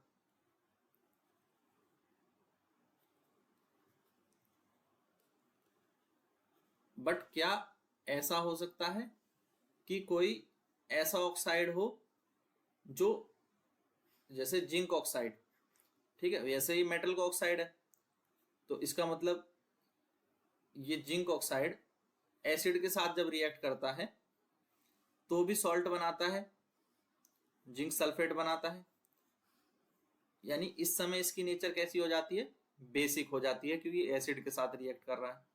बट जब ये जिंक ऑक्साइड जो है सोडियम हाइड्रोक्साइड बेस के साथ रिएक्ट करता है तो भी सॉल्ट बनाता है, Na2ZNO2 और वाटर। तो यानी ये एसिड और बेस दोनों के साथ रिएक्ट कर रहा है और इस समय ये एसिडिक ऑक्साइड की तरह रिएक्ट करता है। तो जिंक ऑक्साइड की प्रॉपर्टी ऐसी हो गई, वो कभी वो बेसिक नेचर शो कर देता है, कभी उसकी नेचर एसिडिक हो जाती है। यानी वो एक ऐसा ऑक्साइड है जिसकी बेसिक और एसिडिक दोनों नेचर हैं, और ऐसे ऑक्साइड्स को हम कहते हैं एम्फोट्रिक ऑक्साइड। देखो पूरी बात अब समझ में आई। एम्फोट्रिक ऑक्साइड क्या है? जिनकी बेसिक और एसिडिक दोनों नेचर होती हैं, यानी ये बेस और एसिड दोनों के साथ रिएक्ट कर सकते हैं और दोनों के साथ ही सॉल्ट एंड वाटर ही बनाएंगे, ठीक है। जैसे एल्युमिनियम ऑक्साइड हो सकता है Al2O3, जैसे जिंक ऑक्साइड हो सकता है, जैसे लेड ऑक्साइड हो सकता है। तो इनकी प्रॉपर्टीज ऐसी होती हैं कि ये एसिड और बेस दोनों के साथ रिएक्ट करते हैं, ठीक है। तो जो एसिड के साथ भी रिएक्ट कर सकते हैं, सॉल्ट और वाटर प्रोड्यूस करें, और जो बेस के साथ भी रिएक्ट कर लें तो भी सॉल्ट और वाटर प्रोड्यूस करें, तो ऐसे ऑक्साइड्स होते हैं एम्फोट्रिक ऑक्साइड, ठीक है। तो ये अब क्लियर हो गया होगा। अब नेक्स्ट क्वेश्चन पर चलते हैं। Name two metals which will displace hydrogen from dilute acid. तो ऐसे दो मेटल के नाम बताने हैं जो हाइड्रोजन को डिस्प्लेस कर सकते हैं। किसको? हाइड्रोजन को डिस्प्लेस कर सकते हैं। तो अब इस क्वेश्चन के लिए इंपॉर्टेंट क्या है? और दो ऐसे बताने जो हाइड्रोजन को डिस्प्लेस नहीं कर सकते हैं, which will not displace hydrogen. तो हमें रिएक्टिविटी सीरीज अच्छे से याद होनी चाहिए, रिएक्टिविटी सीरीज ऑफ मेटल्स। अगर ये आपको याद है रिएक्टिविटी सीरीज ऑफ मेटल्स, तो ऐसे दो मेटल के नाम बताने हैं जो हाइड्रोजन को डिस्प्लेस कर सकते हैं। तो जितने भी मेटल जो हाइड्रोजन से ऊपर है रिएक्टिविटी सीरीज में, वो हाइड्रोजन को डिस्प्लेस कर सकते हैं। These metals are more reactive than hydrogen. कौन कौन है? Potassium, sodium, barium, calcium, magnesium, aluminium, zinc, iron, ठीक है, निकेल, टिन, लेड, ये सब हाइड्रोजन को डिस्प्लेस कर सकते हैं। और जो हाइड्रोजन से कम रिएक्टिव हैं वो हाइड्रोजन को डिस्प्लेस नहीं कर सकते। इसमें कौन कौन है? कॉपर, मरकरी, सिल्वर, गोल्ड और प्लेटिनम। तो आपको दो एग्जाम्पल बताने थे तो आप दो ऊपर से बता देंगे, आयरन, एल्युमिनियम, जैसे यहाँ पर बता दिया। कोई और कुछ भी बता सकता था, सोडियम बता सकते थे आप, ठीक है, निकेल, एल्युमिनियम, मैग्नीशियम, कोई भी दो। तो ये क्या करेंगे? ये हाइड्रोजन को डिस्प्लेस कर देंगे from dilute acid because they are more reactive than hydrogen. और मरकरी, कॉपर, गोल्ड, सिल्वर ये नहीं कर सकते, can not displace hydrogen from dilute acid because they are less reactive than hydrogen. ठीक है, क्लियर है, डन। तो इसके लिए आपको बस रिएक्टिविटी सीरीज याद रखनी है। रिएक्टिविटी सीरीज अगर आप याद रखेंगे, ठीक है, remember the reactivity series. Okay, next question देखें। नेक्स्ट क्वेश्चन क्या है? In the electrolytic refining of metal M, what would you take as the anode and cathode and the electrolytes? तो आपको क्या क्या प्राप्त होगा एनोड पर, कैथोड पर और इलेक्ट्रोलाइट पर, ये हमें बताना है। तो जब हम एक इलेक्ट्रोलाइटिक रिफाइनिंग करते हैं मेटल की तो क्या होता है? तो यहाँ पर एक देखें, ये यहाँ पर इलेक्ट्रोलाइटिक रिफाइनिंग को जो है दर्शाया गया है। तो ये दोनों हमारे इलेक्ट्रोड हैं। तो एक है कैथोड, इसमें एक है कैथोड और दूसरा है ये एनोड। इन दोनों को बैटरी से कनेक्ट किया गया है और ये दोनों यहाँ पर जो है एक लिक्विड में डिप किए गए हैं। तो अब इस लिक्विड में क्या है? वो मेटल जो है मिक्स है, मेटल मिक्स है इस लिक्विड में। तो अब यहाँ पर क्या होगा? जो इम्प्योर मेटल है वो किस पर आ जाएगा? एनोड पर आ जाएगा। और जो प्योर मेटल है वो कहाँ पर आ जाएगा? कैथोड पर आ जाएगा। और जो एनोड मड है वो कहाँ रहेगा? ये हमारे इलेक्ट्रोलाइट में रह जाएगा। इलेक्ट्रोलाइट वो सॉल्यूशन है हमारा जिसमें कि इम्प्योर और प्योर मेटल मिक्स था। तो इलेक्ट्रोलाइट में क्या हो जाएगा? एनोड मड हो जाएगा। तो यही बताना था आपको, electrolytic refining of metal M में कहाँ पर क्या प्राप्त होगा? तो आपको पहली बात एनोड पर प्राप्त होगा क्या? Impure metal. कैथोड पर आपको क्या प्राप्त होगा? Pure metal. ठीक है, कैथोड पर आपको प्योर मेटल। और इलेक्ट्रोलाइट्स के अंदर क्या होगा? ये सॉल्यूशन ऑफ सॉल्ट, ये होगा यहाँ पर सॉल्यूशन ऑफ सॉल्ट। तो तीनों में आपको क्या क्या प्राप्त होगा ये आप बता सकते थे इजीली। क्लियर है? कर लेंगे इस क्वेश्चन को। अब नेक्स्ट क्वेश्चन देखिए। क्वेश्चन है, प्रत्यूष टुक सल्फर पाउडर। प्रत्यूष ने सल्फर पाउडर लिया on a spatula and heated it, और उसको गर्म किया, एंड कलेक्टेड द गैस, और एक गैस को कलेक्ट किया, evolve by inverting a test tube. इस तरह से टेस्ट ट्यूब में गैस को कलेक्ट करता है। और यहाँ पर किसको गर्म कर रहे हैं? Spatula containing the sulphur powder. तो सल्फर पाउडर को गर्म करने पर एक गैस को कलेक्ट किया जा रहा है। ठीक है, अब क्वेश्चन क्या है? What will be the action of gas on. अगर ये जो गैस हमने कलेक्ट की है ये क्या करेगी जब इसको ड्राई लिटमस पेपर के कॉन्टेक्ट में लाया जाए? दूसरा, अगर इसको हम मॉइस्ट लिटमस पेपर के कॉन्टेक्ट में लाते हैं, तो ये दोनों एक्शन बताने हैं। और तीसरा क्वेश्चन इसमें अटैच है, right the balance chemical equation for reaction taking place. कौन सी रिएक्शन हो रही है सल्फर की वो भी बतानी है।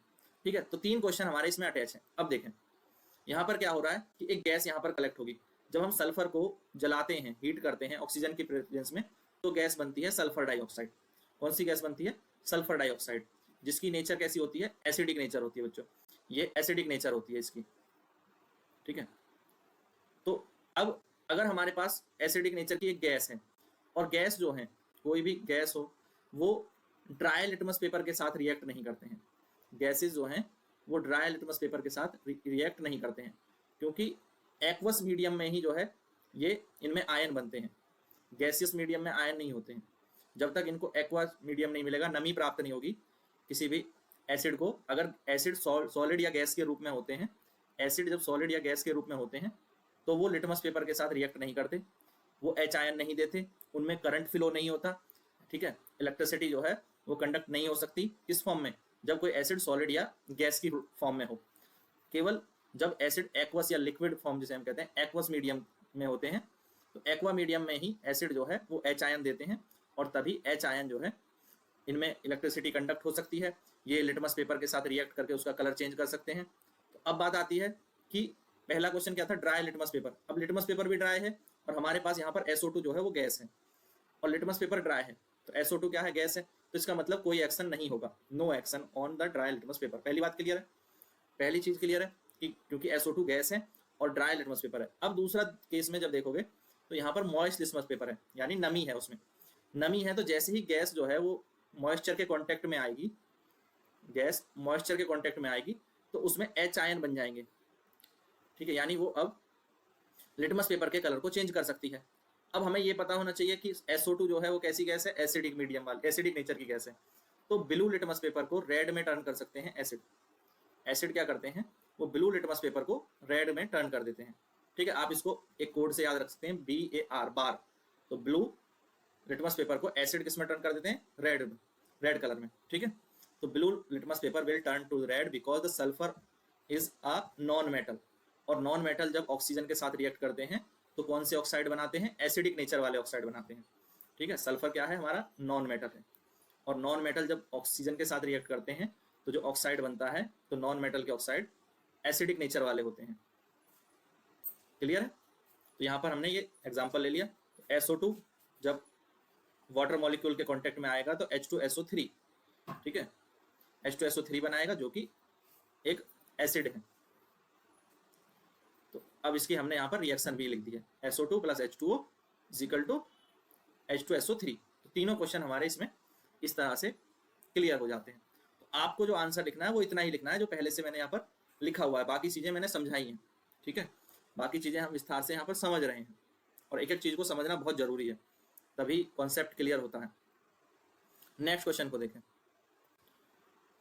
State 2 ways to prevent the rusting of iron. Rusting of iron को प्रिवेंट करने के कोई दो तरीके बताइए। बहुत सारे तरीके होते हैं, ठीक है। ऑयलिंग कराई जा सकती है, ऑयलिंग ऑफ आयरन, ग्रीसिंग कर सकते हैं, ग्रीसिंग कर सकते हैं, पेंटिंग कर सकते हैं, पेंट कर सकते हैं आयरन की चीज़ों पर, लोहे की चीज़ों। गैल्वेनाइजिंग कराई जा सकती है, ठीक है, गैल्वेनाइजिंग, गैल्वेनाइजेशन। इन सब तरीकों से आयरन को जो है रस्टिंग से प्रिवेंट किया जाता है।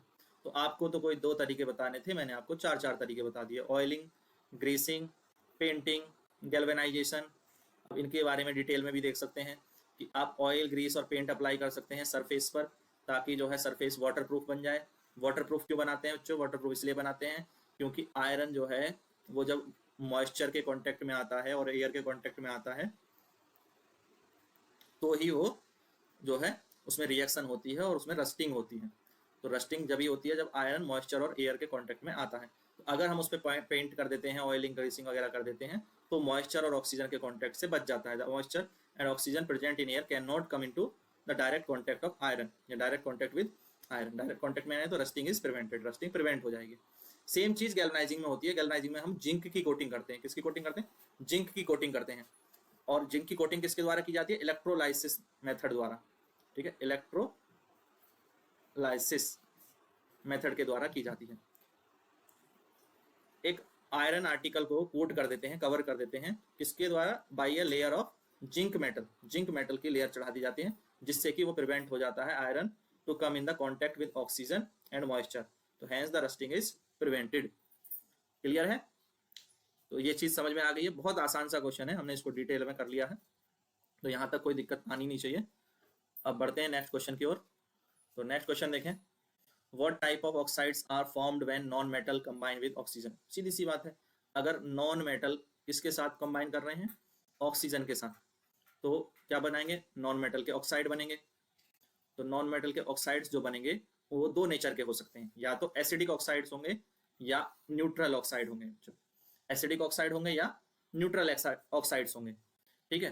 तो एसिडिक ऑक्साइड कैसे हो सकते हैं, जैसे कार्बन नॉन मेटल है, ऑक्सीजन के साथ रिएक्ट करेगा तो बनाएगा CO2, कार्बन डाइऑक्साइड। और CO2 कैसी होती है, एसिडिक ऑक्साइड होते हैं।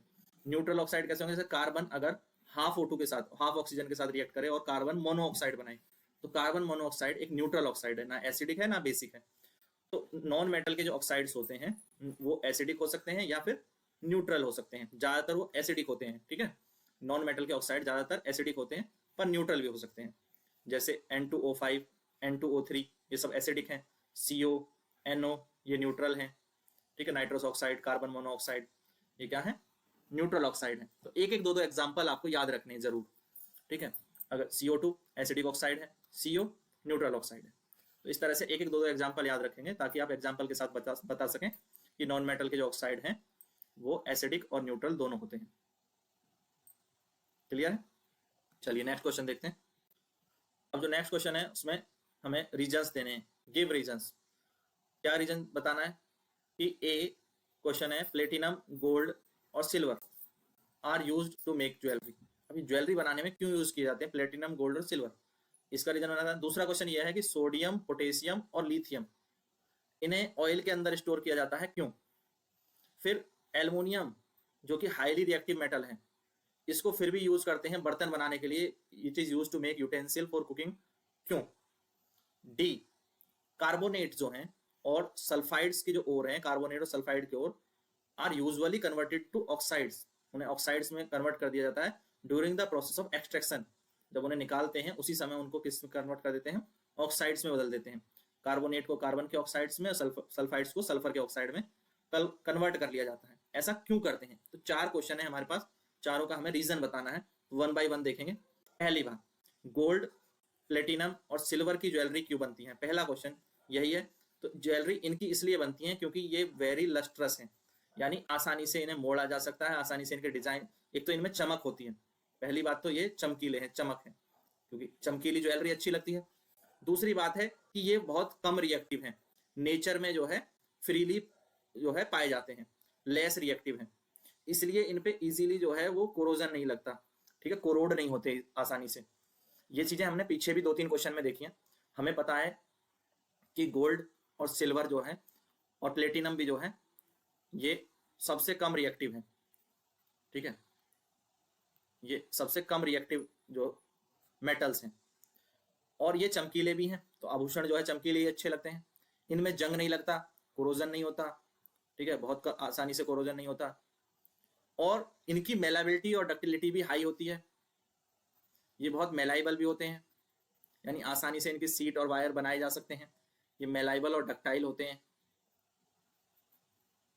तो पहली चीज समझ में आ गई, क्योंकि इनकी प्रॉपर्टीज बहुत अच्छी हैं इस तरह की, जिससे कि इनके आभूषण बनाए जाते हैं, ज्वेलरीज बनाई जाती हैं। दूसरी बात है कि सोडियम, पोटेशियम और लिथियम इनको ऑयल के अंदर रखा जाता है। हमने पिछले 2-3 क्वेश्चन में देखा था कि हम सोडियम और पोटेशियम को केरोसिन ऑयल के अंदर स्टोर करते हैं, केरोसिन ऑयल के अंदर स्टोर करते हैं, क्यों, क्योंकि ये बहुत ज्यादा रिएक्टिव है।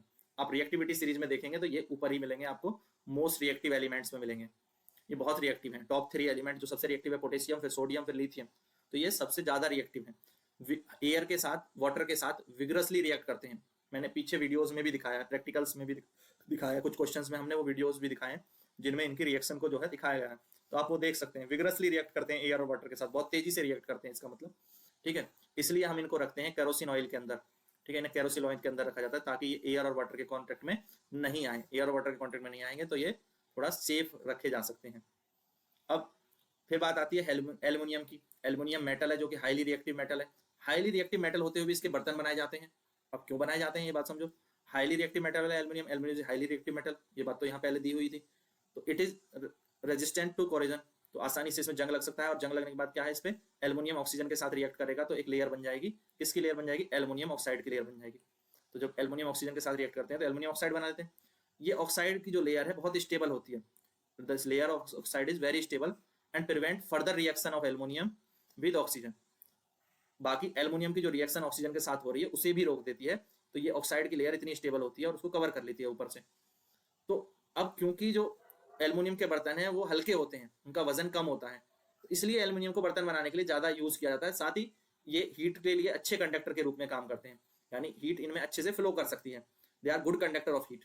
तो हमें खाना पकाना है तो खाना गर्म करेंगे तो हीट का फ्लो होना जरूरी है, हम किसी इंसुलेटर में तो खाना नहीं बना सकते, तो ये गुड कंडक्टर ऑफ हीट है, वजन में हल्के हैं, तो आजकल जो है हल्के बर्तन प्रेफर किए जा रहे हैं, इसलिए एल्युमिनियम के बर्तन ज्यादा बनाए जाते हैं। एल्युमिनियम पे ऑक्सीजन के साथ रिएक्शन होने के बाद एल्युमिनियम ऑक्साइड की लेयर बन जाती है, जब लेयर बन जाती है तो एल्युमिनियम ऑक्साइड की लेयर और आगे एल्युमिनियम की रिएक्शन नहीं होने देती है ऑक्सीजन के साथ, यानी एक स्टेबल लेयर बन जाती है, इसीलिए हम इनको यूज कर पाते हैं एल्युमिनियम के बर्तनों को, ठीक है। बट आजकल जो है इनको यूज को कम करने के लिए बोला जाता है, क्योंकि जब आप बर्तनों को साफ करते हैं, अच्छे से घिसते हैं, धोते हैं, तो वो एल्युमिनियम ऑक्साइड की लेयर हटती है, फिर एल्युमिनियम एक्सपोज होता है, फिर बार बार एल्युमिनियम ऑक्साइड की लेयर बनती है, तो बर्तनों को बार बार जो है अच्छे से साफ करने के दौरान वो एल्युमिनियम ऑक्साइड की लेयर के कुछ पार्टिकल्स आपके भोजन के साथ आने भी शुरू हो जाते हैं, फूड के साथ मिक्स होने शुरू हो जाते हैं, जिससे कि आपकी हेल्थ को जो है नुकसान हो सकता है। इसीलिए एल्युमिनियम के बर्तनों को यूज करने के लिए अब नहीं कहा जाता है ज्यादा, ठीक है, कहा जाता है कम से कम एल्युमिनियम के जो यूटेंसिल्स हैं वो यूज करने चाहिए। क्लियर है। अब नेक्स्ट क्वेश्चन देखें। अब इसमें डी पार्ट में हमसे पूछा कार्बोनेट और सल्फाइड और, कार्बोनेट और सल्फाइड और के बारे में। कि ये यूजुअली कन्वर्ट हो जाते हैं ऑक्साइड में, जब हम इनको निकालते हैं तभी उनको ऑक्साइड में कन्वर्ट कर लेते हैं। तो कार्बोनेट और सल्फाइड और को हम क्यों कन्वर्ट कर लेते हैं during the extraction process? Because metal can be easily extracted from their oxide, क्योंकि हमें मेटल ऑक्साइड से मेटल प्राप्त करना आसान है बजाय कि मेटल के कार्बोनेट्स और सल्फर से। तो जब हम इनको निकालते हैं माइंस से, तो जो मेटल हमें मेटल कार्बोनेट की फॉर्म में मिलते हैं, यानी मेटल कार्बोनेट की फॉर्म में या मेटल सल्फाइड की फॉर्म में मिलते हैं, उसी समय हम इनको मेटल ऑक्साइड के रूप में चेंज कर लेते हैं, कन्वर्ट कर लेते हैं, ताकि आगे जब हम मेटल ऑक्साइड के साथ रिएक्शन कराएं हाइड्रोजन की या अन्य जो सब्सटेंस है उनकी, तो हमें आसानी से उनसे प्योर मेटल प्राप्त हो सकते हैं। ठीक है, तो यही रीजन है कि सल्फाइड्स को पहले ऑक्साइड में कन्वर्ट कर लिया जाता है। तो यहां तक की बात क्लियर हो गई? क्लियर हो गई तो कमेंट करके बता दीजिए यहां तक क्लियर हो गया। ठीक है, अब नेक्स्ट क्वेश्चन देखें। You must have seen the tarnished copper vessel, आपने कॉपर के बर्तन जरूर देखे होंगे, being clean with lemon and tamarind juice, तो उनको जो है नींबू से और इमली से जो है साफ करते हैं। ठीक है, टैमरिंड जो है वो इमली के लिए बोला जाता है, कुछ बच्चों को कंफ्यूजन हो तो मैं बता देता हूँ, टैमरिंड इमली को कहते हैं, लेमन आपको बताइए। तो हम कॉपर के बर्तनों को क्यों साफ करते हैं लेमन से और टैमरिंड से, यानी उनको साफ करने के लिए ये जो खट्टे पदार्थ हैं, ठीक है, सॉर सब्सटेंसेस हैं, क्यों यूज किए जा रहे हैं, यही रीजन हमें बताना है। Explain why these sour substance are effective in cleaning the vessels. Question समझ में आ गया कि क्वेश्चन क्या कह रहा है? अब समझें बात को। कॉपर जो है, कॉपर के जो बर्तन हैं, ये हवा में मौजूद कार्बन डाइऑक्साइड के साथ और मॉइस्चर के साथ और ऑक्सीजन के साथ रिएक्ट करके बनाते हैं कॉपर हाइड्रोक्साइड्स और कॉपर कार्बोनेट्स। जो यहाँ आप ये हरे कलर की जो अशुद्धियां देख रहे हैं, कॉपर पे जो जंग लगा देख रहे हैं, कॉपर पे जो कोरोजन हो गया है, जो ये रस्टिंग हो गई है कॉपर पे, ये रस्टिंग क्या है? ये कॉपर कार्बोनेट्स हैं, कॉपर हाइड्रोक्साइड्स हैं। ठीक है, तो ये कैसे आ गई? कॉपर ने हवा में मौजूद कार्बन डाइऑक्साइड और से रिएक्ट किया और कॉपर कार्बोनेट बनाया। ठीक है, हवा में मौजूद carbon dioxide, moisture, air, oxygen से रिएक्ट करके कॉपर हाइड्रोक्साइड और कॉपर कार्बोनेट बनाए, जिसके कारण एक साइनी ब्राउन सरफेस बनती है। और साइनी ब्राउन सरफेस जो है वो बदल जाती है किसमें? Green layer of copper carbonate में। एक हरे रंग की कॉपर कार्बोनेट की परत चढ़ जाती है, जबकि कॉपर कैसा होता है? ब्राउन कलर के होते हैं, रेडिश ब्राउन कलर के। अब रेडिश ब्राउन से ये ग्रीन होने लगता है। ठीक है, रेडिश ब्राउन से इसका कलर कैसा होने लगता है? ग्रीन कलर होने लगता है। तो ग्रीन कलर किसका है? ये कॉपर कार्बोनेट का है। यहाँ पर ये बात यहाँ तक समझ आई। अब जो ये कॉपर कार्बोनेट है, ये है बेस। ये क्या होता है? बेस होता है, क्षार होते हैं। तो अब क्योंकि ये बेस है, तो अगर इसकी एसिड के साथ रिएक्ट कराया जाए, जैसे सिट्रिक एसिड किसमें होते हैं? लेमन में होते हैं, नींबू में, टैमरिंड में होते हैं। तो टैमरिंड में और जो लेमन में सिट्रिक एसिड प्रेजेंट है, अगर हमें पता है कि जब एसिड बेस के साथ रिएक्ट करेगा तो क्या बनाएगा? सॉल्ट बनाएगा। न्यूट्रलाइजेशन रिएक्शन में हमने पढ़ा है, साल्ट प्लस वाटर प्रोड्यूस होगा। तो वही बात है कि ये क्या कर देगा? न्यूट्रलाइज कर देगा किसको? कॉपर कार्बोनेट को न्यूट्रलाइज कर देगा और ये लेयर डिसॉल्व हो जाएगी, हट जाएगी, और इस तरह से ये बर्तनों को साफ किया जा सकता है, या इस तरह के जो रस्टिंग है उसको साफ किया जा सकता है। तो इसीलिए जो टर्निस्ड कॉपर वेसल होते हैं, कॉपर के जो बर्तन होते हैं, उनको साफ करने के लिए लेमन और टैमरिंड जूस यूज किए जाते हैं to give a surface of copper vessel its characteristic lustre. उसकी पुरानी चमक को वापस लाने के लिए इसको नींबू और इमली के साथ रगड़ दो तो ये साफ। मत समझ में आई? क्या करना है? तांबे के बर्तन साफ नहीं हो रहे तो नींबू और इमली से रगड़ दो, कॉपर कार्बोनेट साफ, हरे रंग की परत हट जाएगी, बर्तन हो जाएंगे क्लीन। सिंपल सी बात है, आसान भाषा में समझो। ठीक, अब नेक्स्ट क्वेश्चन देखें क्या कहता है। Next question, differentiate between the metal and non metal on the basis of their chemical properties. Chemical properties के आधार पर डिफरेंशिएट करना है, इसके आधार पर, केमिकल प्रॉपर्टीज के आधार पर। ठीक है, कुछ फिजिकल प्रॉपर्टीज के आधार पर भी बता दूंगा, जैसे कि क्या होता है मेटल्स में, क्या होती है? चमक होती है, लस्टर होते हैं। ठीक है, और नॉन मेटल में चमक नहीं होते हैं, ये नॉन लस्टर होते हैं। ये तो होगी फिजिकल प्रॉपर्टीज, आपने देखा है। ठीक है, फिर और क्या प्रॉपर्टीज होती हैं? मेटल जो है वो हार्ड होते हैं। ठीक है, नॉन मेटल कंपेरेटिवली सॉफ्ट होते हैं। तो ये तो फिजिकल प्रॉपर्टीज हैं। और कुछ ऐसी प्रॉपर्टीज जो फिजिकल प्रॉपर्टी, अभी केमिकल प्रॉपर्टीज की बात करेंगे। ठीक है, तो देखें अब यहाँ पर क्या है कि हमें बताना है केमिकल प्रॉपर्टीज के बारे में, मेटल और नॉन मेटल की केमिकल प्रॉपर्टीज के डिफरेंस में। तो सबसे पहले देखें मेटल की ऑक्सीजन के साथ रिएक्शन। तो जब मेटल ऑक्सीजन के साथ रिएक्ट करते हैं तो मेटल ऑक्साइड बनाते हैं। अब यहाँ पर एक बात समझनी है कि ये होते हैं बेसिक नेचर वाले मेटल ऑक्साइड। तो इनकी नेचर कैसी होती है? एल्कलाइन, बेसिक होती है when dissolve in water. But अगर नॉन मेटल को हम ऑक्सीजन के साथ रिएक्ट कराते हैं तो नॉन मेटल के ऑक्साइड बनेंगे। और नॉन मेटल के जो ऑक्साइड्स हैं ये कैसे होते हैं? एसिडिक होते हैं। ये होते हैं एसिडिक। तो पहला डिफरेंस तो यही हो गया कि वो एसिडिक होंगे या न्यूट्रल होंगे, ठीक है, नॉन मेटल के ऑक्साइड, जबकि मेटल के ऑक्साइड जो हैं वो बेसिक होंगे, ठीक है। दूसरी बात, डिस्प्लेसमेंट ऑफ हाइड्रोजन, ठीक है। मेटल जितने हैं, मेटल हाइड्रोजन को डिस्प्लेस कर देते हैं एसिड से। जब मेटल की रिएक्शन हम किसके साथ कराते हैं? एसिड से कराते हैं, तो बनता है एक सॉल्ट बनता है प्लस हाइड्रोजन गैस निकलती है। पर नॉन मेटल एसिड के साथ रिएक्ट नहीं करते। जो नॉन मेटल्स हैं उनको अगर एसिड के साथ रिएक्ट कराते हैं तो वो हाइड्रोजन को डिस्प्लेस नहीं कर सकते, ठीक है, नो डिस्प्लेसमेंट ऑफ हाइड्रोजन। तो दूसरा डिफरेंस ये हो गया केमिकल प्रॉपर्टीज में। तीसरा, अगर मेटल की रिएक्शन क्लोरीन के साथ कराई जाए, किसकी? मेटल की रिएक्शन क्लोरीन गैस के साथ कराई जाए तो क्या होगा? मेटल के क्लोराइड बनेंगे, यानी मेटल क्लोराइड बनेंगे। और जो मेटल क्लोराइड हैं ये आयोनिक कंपाउंड होते हैं। क्या होते हैं? ये आयोनिक कंपाउंड होते हैं, ठीक है। इन्हें अगर हम वाटर में डिसॉल्व करते हैं तो ये आयन देते हैं, ठीक है, ये आयोनिक कंपाउंड है। दूसरा, अगर नॉन मेटल की क्लोरीन के साथ रिएक्शन कराएं, नॉन मेटल की क्लोरीन के साथ रिएक्शन कराएं तो क्लोराइड बनेंगे, नॉन मेटल क्लोराइड्स, ये तो बात पक्की है, नॉन मेटल क्लोराइड्स बनेंगे। और ये जो क्लोराइड बनेंगे या क्लोरो कंपाउंड जो बनेंगे ये कोवैलेंट नेचर के होंगे। कैसे होंगे? कोवैलेंट नेचर के होंगे। ये आयोनिक कंपाउंड नहीं होंगे, ये कोवैलेंट नेचर वाले होंगे। दूसरा डिफरेंस देखें, जब मेटल की हाइड्रोजन के साथ रिएक्शन कराई जाती है, किसके साथ?